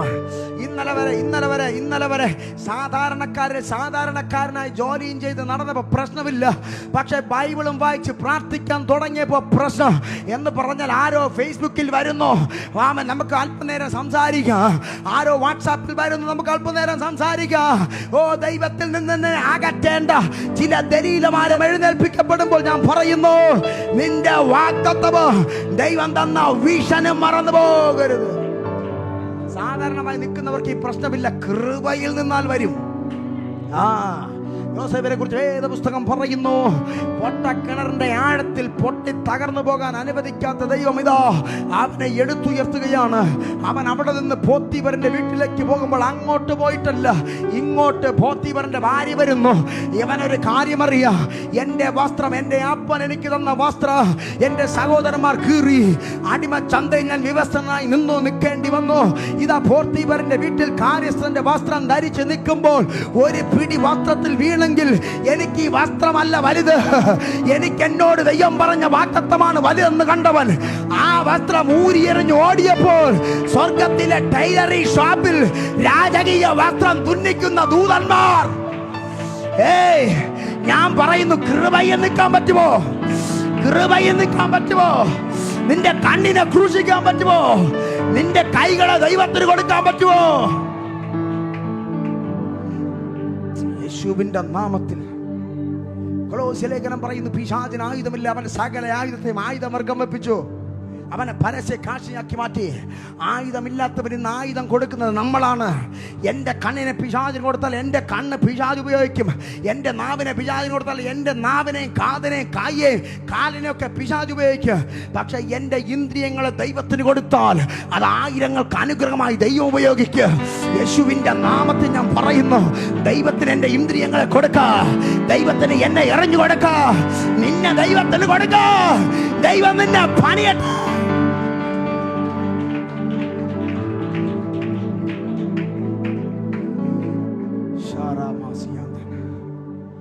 കൃപയിൽ നിന്ന പ്രശ്നം വരും. പൗലോസ് പറയുന്നു, ഞാൻ നല്ല പോർ പൊരുതി ഓട്ടം തികച്ചു വിശ്വാസം കാത്തു എന്ന് പറഞ്ഞാൽ മരണത്തിൻ്റെ അവസാനത്തെ നാഴികയിൽ ചെന്ന് നിൽക്കുമ്പോൾ മനുഷ്യൻ പറയുവാണ്, ഞാനൊരു പോർക്കളത്തിലായിരുന്നെന്ന്. എൻ്റെ റൂട്ട് മാറ്റി ദൈവം മറ്റൊരു വഴിയിലേക്ക് കൊണ്ടുപോകുന്നു. എനിക്കറിയില്ല. ചില അൺലോക്കിംഗ് സംഭവിക്കണമെങ്കിൽ ഞാൻ വിടേണ്ടത് ഞാൻ വിടണം. ചിലതൊക്കെ പിടിച്ചു വച്ചിരുന്നാൽ എൻ്റെ ദൈവത്തിന് അത്ഭുതം ചെയ്യാൻ കഴിവില്ലാത്തത് കൊണ്ടല്ല, ചിലയിടത്ത് അൺലോക്ക് ആകാത്തതിൻ്റെ കാരണക്കാരൻ ഞാനാണ്. യേശുവിൻ്റെ നാമത്തിലൊരു ചാട്ടുലി പോലെ ഏതോ നെഞ്ചത്ത് തറയ്ക്കുന്നത് ഞാൻ കാണുന്നു. ദൈവത്തിൻ്റെ ആത്മാവ് വീണ്ടും അത് പറയാൻ എന്നെ പ്രേരിപ്പിക്കുന്നു. എനിക്ക് കഴിവില്ലാത്തത് കൊണ്ടല്ല, പക്ഷേ ഏതൊക്കെയോ അത്ഭുതത്തിന് തടസ്സം നീ തന്നെയാണ് കാരണം. ഇന്ന് പകൽ ഞാൻ ആത്മാവിൽ പറയുന്നു, ഈ പകലൊന്ന് ഏൽപ്പിച്ചു കൊടുക്കാൻ പറ്റുമോ? അവൻ ഇന്ന് വരെ തുറക്കാത്തതും ഇന്ന് വരെ കാണാത്തതുമായ കാര്യങ്ങൾ ദൈവം ചെയ്യും. ഹല്ലേലൂയ. നോക്ക്, ഇവിടെ ഈ മനുഷ്യൻ അസാധാരണ മനുഷ്യനായി മാറിയപ്പോൾ പ്രശ്നം വരാൻ തുടങ്ങി. ഈ പിടിച്ചിട്ട അതേ ജയിലിൽ, ഈ അപ്പോസ്തല പ്രവൃത്തിയിൽ പിടിച്ചിട്ട അതേ ജയിലിൽ, അപ്പോസ്തല പ്രവൃത്തി 5-ാം അധ്യായം വായിക്കുമ്പോൾ അവിടെയും ഈ മനുഷ്യനെ പിടിച്ചിടുകയാണ്. നോക്ക്, അത് വേറെ ഒരു കുറ്റം ചെയ്തത് കൊണ്ടല്ല. പട്ടണത്തിൽ നിന്ന് ആൾക്കാർ വരാൻ തുടങ്ങി, അവൻ രോഗസൗഖ്യങ്ങൾ നടക്കാൻ തുടങ്ങി. സാധാരണ മനുഷ്യനായിരുന്ന പത്രോസിന്റെ നിഴൽ തട്ടി രോഗികൾ സൗഖ്യമാകാൻ തുടങ്ങിയപ്പോൾ പിശാചിനൊരു കാര്യം മനസ്സിലായി. യവനെ വെച്ചിരുന്നാൽ ഞാൻ കൂട്ടിവെച്ച കളപ്പുരകളെ ഇവൻ കൊള്ളയടിക്കുക. ഞാൻ കഞ്ചാവും മയക്കുമരുന്നും മൊബൈലും കൊടുത്ത് അവൻ എൻ്റെ പരിധിക്കകത്തിട്ട് വട്ടം കറക്കിയ ചിലതിനെ ഈ മനുഷ്യൻ പൊട്ടിച്ചു പുറത്തെടുത്ത് അവൻ ദൈവരാജ്യത്തിന് കൊള്ളാവുന്നവനാക്കി മാറ്റുന്നത് കണ്ടിട്ട് പിശാചിന് സഹിച്ചില്ല. അതുകൊണ്ടൊരു ഹെരോദാവ് എഴുന്നേറ്റ് വന്നു. നിങ്ങളോട് അസൂയ തോന്നിയിട്ടാണ്, നിങ്ങൾ വഹിക്കുന്ന ദൈവകൃപയെ കണ്ടിട്ടാണ് ചിലത് എഴുന്നേറ്റ് വന്നത്. നിങ്ങൾ കൃപയിൽ നിൽക്കുന്നത് കണ്ടിട്ടാണ് ചിലത് എഴുന്നേറ്റ് വന്നത്. പക്ഷെ ഞാൻ പറയുന്നു, നിൽക്ക്, കൃപയിൽ നിൽക്ക്. നിനക്കൊരു വലിയ കൊയ്ത്ത് നേടാനുണ്ട്. യേശുവിൻ്റെ നാമത്തിൽ അങ്ങനെ നിന്നാൽ നിനക്ക് വേണ്ടിയാണ് ദൂതൻ ഇറങ്ങുന്നത്. എല്ലാവർക്കും വേണ്ടിയല്ല. ഞാൻ പറയുന്നു, കൃപയിൽ നിന്ന് പത്രോസിന്റെ നിഴൽ തട്ടി രോഗികൾ സൗഖ്യമാകാൻ തുടങ്ങിയപ്പോൾ അവൻ കാരാഗ്രഹത്തിന്റെ അകത്തേക്ക് ദൂതനെ അയക്കാൻ ദൈവത്തിന് മടിയില്ലായിരുന്നു. ആമേൻ. പ്രശ്നം വന്നതിൻ്റെ കാരണം അവൻ കൃപയിൽ നിന്നതുകൊണ്ട്. അസാധാരണ ഒരു മനുഷ്യനായി സാധാരണമായി ജീവിച്ചാൽ ആർക്കും ഒരു പ്രശ്നമില്ല. പക്ഷെ ഇവിടെ വായിക്കുന്നത് അവൻ കൃപയിൽ നിൽക്കാൻ തുടങ്ങിയപ്പോൾ പ്രശ്നങ്ങൾ പെരുകാൻ തുടങ്ങി. കൃപയിൽ ജീവിക്കാൻ തുടങ്ങിയപ്പോൾ പ്രശ്നങ്ങൾ പെരുകാൻ തുടങ്ങി. ആരാധിക്കാൻ തുടങ്ങിയപ്പോൾ അന്ന് വരെ ഇല്ലാത്ത പ്രശ്നങ്ങൾ എഴുന്നേറ്റ് വരാൻ തുടങ്ങി. പ്രാർത്ഥിക്കാത്തവൻ പ്രാർത്ഥിക്കാൻ തുടങ്ങിയപ്പോൾ അന്ന് വരെ ഇല്ലാത്ത ഫോൺ കോളുകൾ വരാൻ തുടങ്ങി. അന്ന് വരെ ഇല്ലാത്ത ഇൻവിറ്റേഷൻ വരാൻ തുടങ്ങി. ഇന്ന് പകൽ ഞാൻ പറയുന്നു, ദൈവത്തിന് പ്രവർത്തിക്കാൻ ചിലതിനെ നമ്മൾ ബ്ലോക്ക് ചെയ്ത് കൊടുക്കണം. അവൻ വാതിക്കൽ വന്ന് മുട്ടുന്നു. അവൻ തുറക്കേണ്ട ഉത്തരവാദിത്തം എനിക്കും നിങ്ങൾക്കുമാണ്. നമ്മൾ ചെയ്യേണ്ടത് നമ്മൾ ചെയ്യണം. കാനാവിലെ കല്യാണത്തിൽ പച്ചവെള്ളം വീഞ്ഞായതിന്റെ കാരണം കോരി വെക്കടാന്ന് പറഞ്ഞപ്പോ പച്ചവെള്ളം കോരാൻ വിശ്വാസത്തോടെ ചിലത് ഇറങ്ങിയതാണ്. അവൻ ലാസർ ഉയർത്തതിന്റെ കാരണം കല്ലെടുത്ത് മാറ്റടാന്ന് പറഞ്ഞപ്പോ നാറ്റം പറ്റവന്റെ കല്ലുരുട്ട ചിലത് ഇറങ്ങിയതാണ്. ഞാൻ പറയുന്നു, വിശ്വസിക്കാൻ കഴിയുമോ? നിങ്ങൾക്ക് വേണ്ടി ദൈവം അത്ഭുതങ്ങൾ ചെയ്യും.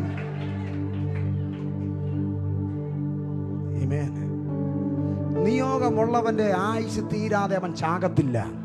കാര്യം ഒരു ഭയങ്കര വാഗ്ദത്തം പത്രോസ് ചുമക്കുന്നു. പത്രോസിന്റെ മേൽ പറഞ്ഞൊരു വാഗ്ദത്തം, ഞാൻ നിന്നെ മനുഷ്യനെ പിടിക്കുന്നവനാക്കും. മനുഷ്യനെ പിടിച്ച് തുടങ്ങിയതേ ഉള്ളൂ.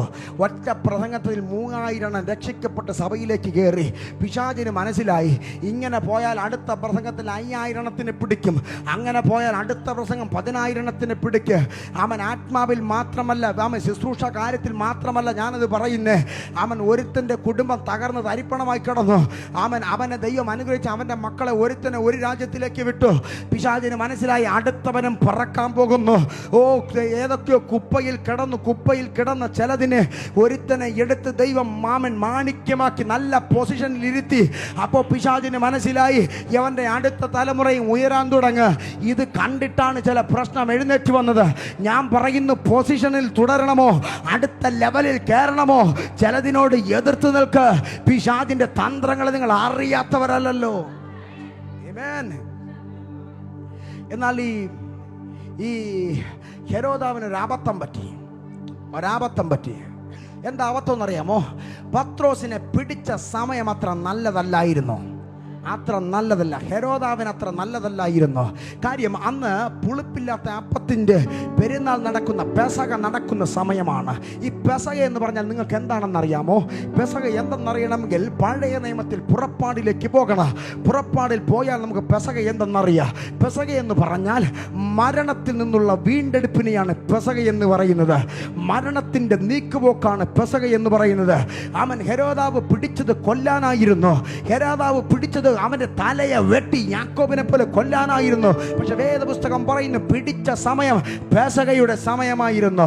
പെസക എന്ന് പറഞ്ഞാൽ അതെ, ഞാൻ നിങ്ങളോട് പറയട്ടെ, ഈ ഹെരോദാവ് പറഞ്ഞ വാക്കിനും മരണമെന്ന വാക്കിനും പത്രോസിനെ പിടിക്കപ്പെട്ട നാഴികയ്ക്കും ഇടയിലുള്ള സമയമാണ് പെസക എന്ന് പറയുന്നത്. ഈ പെസകയുടെ സമയം എന്ന് പറഞ്ഞാൽ മരണത്തിന്റെ നീക്കുപോക്കാണ്. ഇസ്രായേൽ ജനത്തെ 400 വർഷം പിടിച്ചു വെക്കുന്ന ഫറവോനെ കുറിച്ച് വേദപുസ്തകം പറയുന്നു. 10 ബാധകളിൽ 10ാമത്തെ ബാധയായ മരണത്തെ ദൈവം അയക്കുന്ന നേരം ഇസ്രായേൽ ജനത്തോട് ദൈവം പറയുകയാണ്, നിങ്ങൾ ഒരു ആട്ടിൻകുട്ടി ആബീബി മാസം 10ാം തീയതിയിൽ നിങ്ങളൊരു 1 വയസ്സുള്ള ആട്ടിൻകുട്ടിയെ എടുക്കണം. അതിനെ 14ാമത്തെ ദിവസം അതിനെ അറുത്ത് അതിൻ്റെ രക്തം കട്ടള കാലിന്മേലും കുറുമ്പടിമേലും നിങ്ങൾ പുരട്ടണം. അത് പുരട്ടുമ്പോൾ മരണദൂതൻ രക്ത അടയാളം കണ്ട വീടുകളെ ഒഴിഞ്ഞു പോകുക. പെസക എന്ന് പറഞ്ഞാൽ മരണത്തിൽ നിന്നുള്ള വീണ്ടെടുപ്പാണ്. പെസക എന്ന് പറഞ്ഞാൽ മരണത്തിൽ നിന്നുള്ള വീണ്ടെടുപ്പ്. വേദപുസ്തകം പറയുന്നു, അന്ന് രാത്രിയിൽ ദൈവത്തിന്റെ ബാധ ചലിക്കുന്ന നേരം മിസ്രൈമിൽ ഭയങ്കര നിലവിളി ഉയരാൻ തുടങ്ങി. ഫറവോന്റെ ആദ്യജാതൻ മുതൽ, തടവുകാരിൽ ആദ്യജാതൻ മുതൽ, കന്നുകാലികൾ ആദ്യജാതൻ മുതൽ സകല എണ്ണത്തിനെയും മരണം കൊണ്ടങ്ങ് പോയപ്പോൾ ഇസ്രായേൽ ജനം മാത്രം, രക്തമടയാളമുള്ളവൻ മാത്രം മരണത്തിൽ നിന്ന് വിടുവിക്കപ്പെട്ടു. ഇന്ന് പകൽ ഞാൻ നിങ്ങളോട് പറയാ, മരണത്തിൽ നിന്നുള്ള വിടുതൽ പെസകയാണെങ്കിൽ എന്നോട് ദൈവത്തിന്റെ ആത്മാവ് പറയുന്നു, നിങ്ങളുമായി ബന്ധപ്പെട്ട് എനിക്കറിയില്ല, ഏതോ വ്യക്തികളുമായി ബന്ധപ്പെട്ട് ചലിക്കുന്ന ചില ആത്മഹത്യ സ്പിരിറ്റുകളെ ദൈവം ബ്ലോക്ക് ചെയ്യുന്നു. യേശുവിന്റെ നാമത്തിൽ ഒരു പെസക ഏതോ കുടുംബത്തിന് വേണ്ടി ഓ ദൈവം ദൈവം ദൈവം ഇറങ്ങുന്നു, ദൈവം ഇറങ്ങുന്നു, ദൈവം ചലിക്കുന്നു, ദൈവം ചലിക്കുന്നു. ഏതോ മരണത്തിന്റെ തുടച്ചു നീക്കുന്ന ഒരു ദൈവശക്തി ഒരു രക്തമടയാളമാകാൻ പോകുന്നു, ഒരു രക്തമടയാളമാകാൻ പോകുന്നു. ചില ആക്സിഡന്റുകൾ വഴിമാറുന്നു, ചില ചില ചില മാരക രോഗങ്ങൾ വിട്ടുപോകുന്നു. ഓ റബ ശാന്തരമായ ശാന്തരമായ ഓ ദാരുണമായ ചില മരണങ്ങൾ, ചില അപകട മരണങ്ങൾ വിട്ടുപോകുന്നത് ഞാൻ കാണുന്നു. ഈ ചർച്ചിന് വേണ്ടി ഒരു പെസഹ, ഒരു കുഞ്ഞാടിന്റെ രക്തം വെളിപ്പെടുന്നു, ഒരു കുഞ്ഞാടിന്റെ രക്തം. ആർക്കാന്നറിയില്ല, പക്ഷെ ഞാൻ പറയുന്നു, ഒരു രക്തം വെളിപ്പെടുന്നു, ഒരു രക്തം വെളിപ്പെടുന്നു. ഏതൊക്കെയോ മരണങ്ങൾ ദൈവം വഴി മാറ്റുന്നു. ചില ആക്സിഡന്റുകൾ തകരട്ടെ, ചില അകാരണമായ മരണങ്ങൾ തകരട്ടെ. ദൈവത്തിന്റെ പദ്ധതി മാത്രം ദൈവജനത്തിന്റെ ജീവിതത്തിൽ വെളിപ്പെട്ടു വരട്ടെ. ഓ റമാസ്യാന്തരപ്രഭാനെ പെസഹയുടെ അർത്ഥം, ഓ ആമേൻ, എനിക്കറിയില്ല, ഹെരോദാവിന് അറിയാമോ എന്ന്. പക്ഷെ പത്രോസിനത് അറിയാം. പെസഹ എന്ന് പറഞ്ഞാൽ മരണത്തിന്റെ വീണ്ടെടുപ്പ്. നിങ്ങൾ നോക്ക്, കാരാഗ്രഹത്തിന്റെ അകത്ത് കിടക്കുന്നവൻ മരണമെന്ന് നമ്മളോട് പറഞ്ഞാൽ, നാളെ നിന്നെ പിടിച്ച് കൊന്നുകളയുമെന്ന് പറഞ്ഞാൽ, ഇന്നത്തെ രാത്രി നമ്മളാരും ശാന്തമായി ഉറങ്ങാൻ ധൈര്യം കാണിക്കത്തില്ല. ഓരോ സെക്കൻഡും ഞെങ്ങി ഞരങ്ങി മുൻപിലേക്ക് പോകുക. പക്ഷെ വേദപുസ്തകം പറയുന്നു, ആമൻ, നാളെ മരണമെന്ന് പറഞ്ഞിട്ട് ഒരു മനുഷ്യൻ കാരാഗ്രഹത്തിന്റെ അകത്ത് കിടന്ന് ഉറങ്ങുന്നതിന്റെ കാരണം ഒരു പെസഹയാണ്, ഒരു രക്തമാണ്. ഞാൻ നിങ്ങളോട് പറയാം, ഉറക്ക ഗുളിക കഴിച്ചിട്ട് ഉറങ്ങാൻ കഴിയാതെ ആയിരക്കണക്കിന് പേർ ഈ ലോകത്തിൽ ജീവിക്കപ്പെടുമ്പോൾ, ഇതാ ഒരു ഉറക്ക ഗുളിയുടെ സഹായം പോലും ഇല്ലാതെ പത്രോസ് കിടന്ന് ഉറങ്ങുന്നതിന്റെ കാരണം അവന്റെ മേൽ കിടക്കുന്ന ദൈവശബ്ദം അത് പൂർത്തിയാകാതെ ഒരു കാരാഗ്രഹത്തിന്, ഒരു ഈർച്ചവാളിന് പത്രോസിന്റെ കഴുത്തറുക്കാൻ കേൾപ്പില്ല.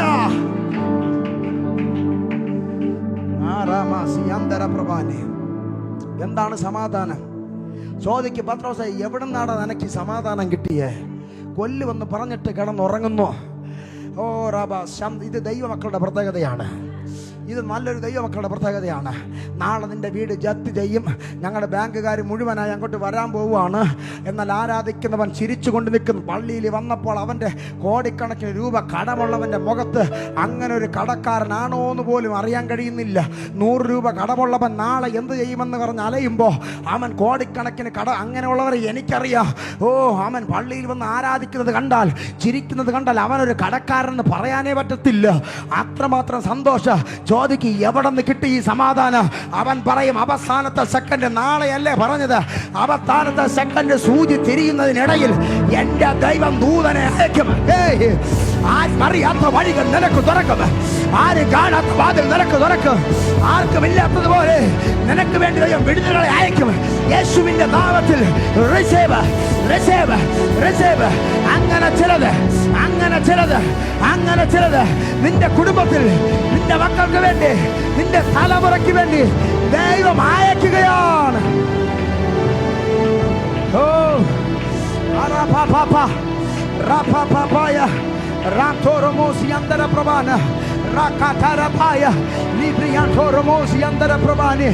ഒരു ഭയങ്കര സമാധാനം.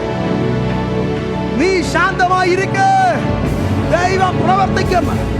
നീ ചിന്തിച്ച് നിന്റെ നാളുകളെ കൂട്ടാനോ കുറയ്ക്കാനോ നിൽക്കണ്ട. ദൈവം നിനക്ക് വേണ്ടി. സദൃശ്യവാക്യം പറയുന്നു, മനുഷ്യന്റെ ഹൃദയത്തിൽ പല വിചാരങ്ങളുണ്ട്, എന്നാൽ ദൈവത്തിന്റെ ഹിതവും ദൈവത്തിന്റെ വിചാരവും അത് മാത്രമേ നടപ്പിലാകത്തുള്ളൂ. സദൃശ്യവാക്യം 19:21 പറയുന്നു, ഓ മനുഷ്യന്റെ ഹൃദയത്തിൽ പല വിചാരങ്ങളുണ്ട്. ഞാൻ പറയുന്നു, നിങ്ങളെക്കുറിച്ച് പല വിചാരങ്ങൾ കാണുക. ഓ, നീ ഇത്ര വരെ പോകത്തുള്ളൂ, എവന്റെ കുടുംബം ഇത്ര വരെ വളരത്തുള്ളൂ, എവന്റെ ശുശ്രൂഷ ഇത്ര വരെയുള്ളൂ, എവന്റെ ജീവിതം ഇത്ര. ഹേ പിശാചേ, കേൾക്ക, ഇല്ലടാ, അതിരി വെക്കാൻ നിനക്കാരെ അവകാശം തന്നെ. ദൈവ പൈതലെ, ഞാൻ പറയുന്നു, നിന്റെ ജീവിതത്തിന്റെ അവസാനത്തെ തീരുമാനം എടുക്കുന്നത് ഏതോ കുട്ടി ഭൂതങ്ങളല്ല, അത് നിന്റെ രക്ഷിതാവും കർത്താവുമായ ദൈവമാണ്. അന്ന് പിടിച്ച് അകത്തിട്ടപ്പോ ഈ മനുഷ്യർക്ക് ഭയങ്കര ഉറക്കം, എങ്ങുമില്ലാത്ത ഉറക്കം, ഭയങ്കര ഉറക്കം. ദൂതൻ വന്ന് തട്ടിയാ വിളിക്കുന്നേ, പത്രോസേ എഴുന്നേക്കടാ. അത്രയ്ക്ക് കൂർക്കം വലിച്ച് കിടക്കുന്നുറങ്ങുന്നത്. എന്താ സമാധാനം? എന്താ സമാധാനം? 3 നേരം കഴിക്കാൻ ആഹാരമുണ്ട്, 3 നേരം കുടിക്കാൻ വെള്ളമുണ്ട്, ധരിക്കാൻ വസ്ത്രമുണ്ട്, പാർക്കാൻ പാർപ്പിടമുണ്ട്, ഓട്ടിക്കാൻ ചെറിയൊരു വാഹനമുണ്ട്. മാസാവസാനം തട്ടിയും മുട്ടിയും മുമ്പിലേക്ക് പോകുന്ന വലിയ പ്രശ്നമില്ല. ഇതല്ല സമാധാനം. അങ്ങനെ ജീവിക്കുന്നതല്ല സമാധാനം. എന്താ സമാധാനമെന്നറിയാമോ?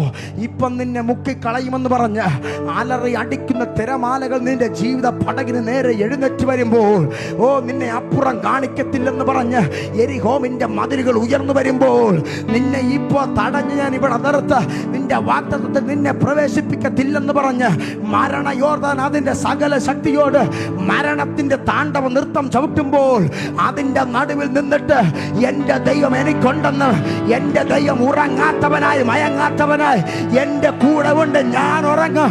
പക്ഷെ എൻ്റെ ദൈവം ഇരുട്ടി വിളിക്കുന്നതിന് മുൻപ് സന്ധ്യയിങ്കൽ കരച്ചിൽ വന്ന് രാ പാർക്ക്, എന്നാൽ പ്രഭാതത്തിലെ ആനന്ദഘോഷ എനിക്ക് തരുന്നൊരു ദൈവമുണ്ടെന്ന് വിശ്വസിക്കാൻ തയ്യാറാകുന്നുവോ? അങ്ങനെ നീ ഉറങ്ങാൻ തയ്യാറാകുന്നുവോ? നിനക്ക് ശാന്തമായി കിടന്നാൽ ഉറക്കം വരുന്നു, ആഹാരം കഴിച്ചാൽ തൃപ്തി വരുന്നു. നീയാണ് ദൈവിക സമാധാനത്തിൽ ജീവിക്കുന്നവൻ. അങ്ങനെ ഒരു ഭയങ്കര സമാധാനം. ആമേൻ. സമയം വേഗത്തിൽ മുമ്പിലോട്ട്. ഒറ്റ വാക്ക് പറഞ്ഞ എൻ്റെ വാക്ക് ഞാൻ അവസാനിപ്പിക്കാൻ പോവുക. ഒറ്റ വാക്ക് പറഞ്ഞ് അവസാനിപ്പിക്കാൻ പോവുക. ഈ മനുഷ്യൻ ഭയങ്കര ഉറക്കം. ഉറങ്ങിക്കിടക്കുമ്പോൾ ദൂതനിറങ്ങി തട്ടി വിളിക്കുമ്പോൾ അവൻ എഴുന്നേൽക്കു. കയ്യിൽ നിന്ന് ചങ്ങല വീണുപോയി. വാതിലുകൾ തുറക്കപ്പെട്ടു. നിങ്ങൾക്കറിയാമോ, അവൻ ചരിത്രം പറയുന്നു, കാരാഗ്രഹത്തിൻ്റെ 3 വാതിലുകളിൽ അകത്തെ 2 വാതിലിൻ്റെ താക്കോൽ ഇരിക്കുന്നത് കാരാഗ്രഹ പ്രമാണിയുടെ കയ്യിലാണ്. കാരാഗ്രഹ പ്രമാണിക്ക് വേണമെങ്കിൽ തുറക്കാം, വേണമെങ്കിൽ അടയ്ക്കാം, വേണമെങ്കിൽ തുറക്കാം, വേണമെങ്കിൽ അടയ്ക്കാം. പക്ഷേ അവസാനത്തെ പട്ടണത്തിലേക്ക് പ്രവേശിക്കുന്ന ഇരുമ്പ് വാതിലിൻ്റെ താക്കോൽ ഇരിക്കുന്നത് കാരാഗ്രഹ പ്രമാണിയുടെ കയ്യിലല്ല, അത് ഹെരോദാവിൻ്റെ കയ്യിലാണ് ഇരിക്കുന്നത്. ഹെരോദാവിൻ്റെ കയ്യിലിരിക്കുന്നു. ഈ പത്രോസും ഈ കാരാഗ്രഹ പ്രമാണികളും പുറത്തിറങ്ങണമെങ്കിൽ ഇനി ഹെരോദാവ് വിചാരിക്കണം. പക്ഷെ വേദപുസ്തകം പറയുന്നു, അവൻ പട്ടണത്തിലേക്കുള്ള വാതിൽ അവരുടെ മുമ്പിൽ സ്വതവേ തുറന്നു കൊടുക്കുകയാണ്. ഞാൻ നിങ്ങളോട് പറയാം, ഹെരോദാവ് അവൻ ഇവനെ പൂട്ടിവെച്ചു, ഇനി അവൻ പുറത്തിറങ്ങത്തില്ലെന്ന് പറഞ്ഞ് സുഖമായി വീട്ടിൽ ഉറങ്ങുമ്പോൾ വേദപുസ്തകം പറയുന്നു, ദൂതൻ ഇറങ്ങി. ആമൻ ഹെരോദാവിന്റെ കയ്യിൽ താക്കോൽ ഇരിക്കുമ്പോൾ തന്നെ ദൈവത്തിന്റെ ദൂതൻ ഇറങ്ങി. ദൈവം ഇറങ്ങി വന്ന് ആ പട്ടണത്തിലേക്കുള്ള വാതിലുകൾ താനെ തുറന്നു കൊടുക്കുകയാണ്. അർത്ഥം, ഹെരോദാവേ, നീ സുരക്ഷിതമെന്ന് പറഞ്ഞ് പിടിച്ചിരിക്കുന്ന താക്കോൽ ഡ്യൂപ്ലിക്കേറ്റ് ആണ്. എൻ്റെ ദൈവത്തിന്റെ കയ്യിലാണ്. നിന്റെ അനുഗ്രഹത്തിന്റെ കീ ഇരിക്കുന്നത് എൻ്റെ ദൈവത്തിന്റെ കയ്യിലാണ്. നിന്റെ മുൻപിൽ അടച്ചു വെച്ചത്, മനുഷ്യൻ അടച്ചു വെച്ചത്, പിശാച് അടച്ചു വെച്ചത്, അത് ഡ്യൂപ്ലിക്കേറ്റ് ആണ്. നിന്റെ സ്തോത്രത്തിൽ അത് തകരും. ദൈവം അത് പൊളിക്കും. ചില അൺലോക്കിംഗ് ദൈവം അത് തുറന്നുവിടും.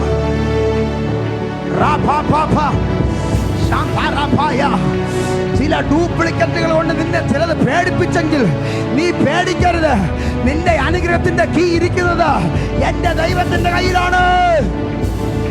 ഓ രാമ ശാന്തനാദിയാദരാധര. ഈ വാതിലിന് മറ്റൊരു പ്രത്യേകതയുണ്ട്. ഇത് സാധാരണ മനുഷ്യനെ കൊണ്ട് തുറക്കാൻ പറ്റത്തില്ല. ചരിത്രം പറയുന്നു, 2 ആനകളെ കൊണ്ട് ഈ വാതിൽ കെട്ടി വലിച്ചാണ് തുറക്കുന്നത്. അത്രമാത്രം ഭാരമുള്ളൊരു വാതിൽ. അവൻ പത്രോസും ദൂതനും ചെന്ന് നിൽക്കുമ്പോൾ ദൈവം മാസ്റ്റർ കീ കൊണ്ട് തുറന്നു കൊടുത്തു. ഇന്ന് പകൽ നിങ്ങൾക്ക് വിശ്വസിക്കാൻ കഴിയോ? ഓ, സംതിങ് ഹാപ്പനിങ്. എന്തൊക്കെയോ ദൈവം ചെയ്തുകൊണ്ടിരിക്കുന്നു. എല്ലാവരും എഴുന്നേൽക്കാം. ഹല്ലേലൂയ. ചില നിമിഷങ്ങൾ ആ കണ്ണുകളെ അടച്ച് എൻ്റെ ദൈവം വാതിൽ തുറക്കുമെന്ന് വിശ്വസിക്കാൻ കഴിയുന്നെങ്കിൽ, ദൈവമേ, എൻ്റെ കുടുംബത്തിൻ്റെ അകത്ത്, എൻ്റെ കുഞ്ഞുങ്ങളുടെ ജീവിതത്തിൽ, എൻ്റെ ഭാവിയിൽ, എൻ്റെ ഫിനാൻഷ്യലിൽ, എൻ്റെ സകല മേഖലക്കകത്തും ദൈവത്തിൻ്റെ സമൃദ്ധി വെളിപ്പെടുത്തുമെന്ന് പറയുക. നീ കരഞ്ഞ നാളുകളുണ്ട്, നീ വിലപിച്ച നാളുകളുണ്ട്. തുള്ളനും വെട്ടിക്കിളിയും നഷ്ടപ്പെടുത്തി കളഞ്ഞ സംവത്സരങ്ങൾക്ക് പകരം എൻ്റെ ദൈവം നൽകും. യേശുവിൻ്റെ നാമത്തിൽ നീ ചിന്തിക്കാത്തത് പോലെയുള്ള അത്ഭുതങ്ങൾ ദൈവം നിനക്ക് വേണ്ടി ചെയ്യ. നീ ചിന്തിക്കാത്തത് പോലെയുള്ള അത്ഭുതങ്ങൾ, സ്വപ്നം കാണുന്നത് പോലെ. പത്രോസ് പറയുന്നു, ഞാനൊരു ദർശനം കാണുന്നുവോ? അയ്യോ, ഞാനൊരു ദർശനം കാണുന്നുവോ? എനിക്കറിയില്ല ഇതെങ്ങനെ തുറന്നെന്ന്. പക്ഷേ ദൈവത്തിന്റെ ദൂതൻ ഇറങ്ങി തുറന്നു. ദൈവം ഇറങ്ങി വന്ന് തുറന്നു. യേശുവിന്റെ നാമത്തിൽ ചില ഡോറുകൾ ഓപ്പൺ ആകട്ടെ, ചില വഴികൾ ഓപ്പൺ ആകട്ടെ, ചില വഴികൾ ഓപ്പൺ ആകട്ടെ, ചില വഴികൾ ഓപ്പൺ ആകട്ടെ. ഓ, in the mighty name of Jesus, in the mighty name of Jesus, in the mighty name of Jesus. ഞാൻ പ്രവചിച്ചു പറയുന്നു, ഇതിനകത്ത് ആരാധിക്കുന്ന ഒരാളുടെ നന്മ പോലും പിശാചിനും മനുഷ്യനും അടയ്ക്കാൻ കഴിയില്ല. അങ്ങനെ ഏതെങ്കിലും മേഖല അടഞ്ഞെങ്കിൽ ആത്മാവിൽ ഞാൻ കയറി വന്ന് പറയുകയാണ്, തുറന്നു വരിക, തുറന്നു വരിക, തുറന്നു വരിക. ദൈവജനത്തിന്റെ നന്മ തുറന്നു വരിക, ദൈവജനത്തിന്റെ നന്മ തുറന്നു വരിക. ഓ, ആ മഴയുടെ മുഴക്കം, ആ മഴയുടെ മുഴക്കം, ആ വിടുതലിന്റെ മുഴക്കം നടക്കുന്നു. ആ ദൈവിക പ്രവൃത്തി ചലിക്കുന്നു. ആ കരങ്ങളെ ചേർത്തടിച്ച്, കരങ്ങളെ ചേർത്തടിച്ച് യേശുവിന്റെ നാമത്തിൽ. ഓ, റിവ ശാന്തൽ പ്രഭാന വൈഡൽ കമാനിയ റിക പാലമാൻഡെ റിപിപി ആന്തോറോ മോസി അന്തര പ്രഭാന ലാം തോറോ മോസന്തനാദിയാദര. ഓ, എവിടെയൊക്കെ അടഞ്ഞു പോയ വാതിലുകൾ, എവിടെയൊക്കെ മനുഷ്യൻ അടച്ചു വെച്ച വാതിലുകൾ, എവിടെയോ തകർന്നു പോയ വാതിലുകൾ യേശുവിന്റെ നാമത്തിൽ ഓപ്പണായി വരട്ടെ, യേശുവിന്റെ നാമത്തിൽ ഓപ്പണായി വരട്ടെ.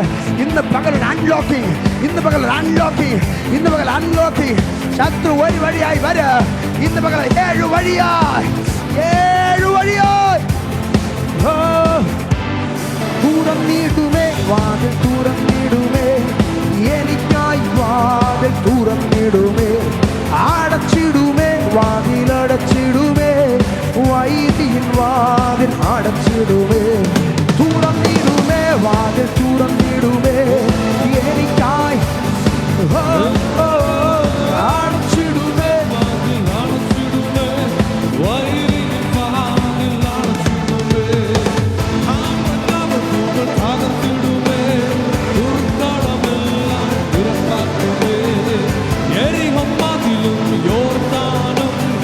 ഓരോന്നായി വഴി മാറ്റിടുമേ.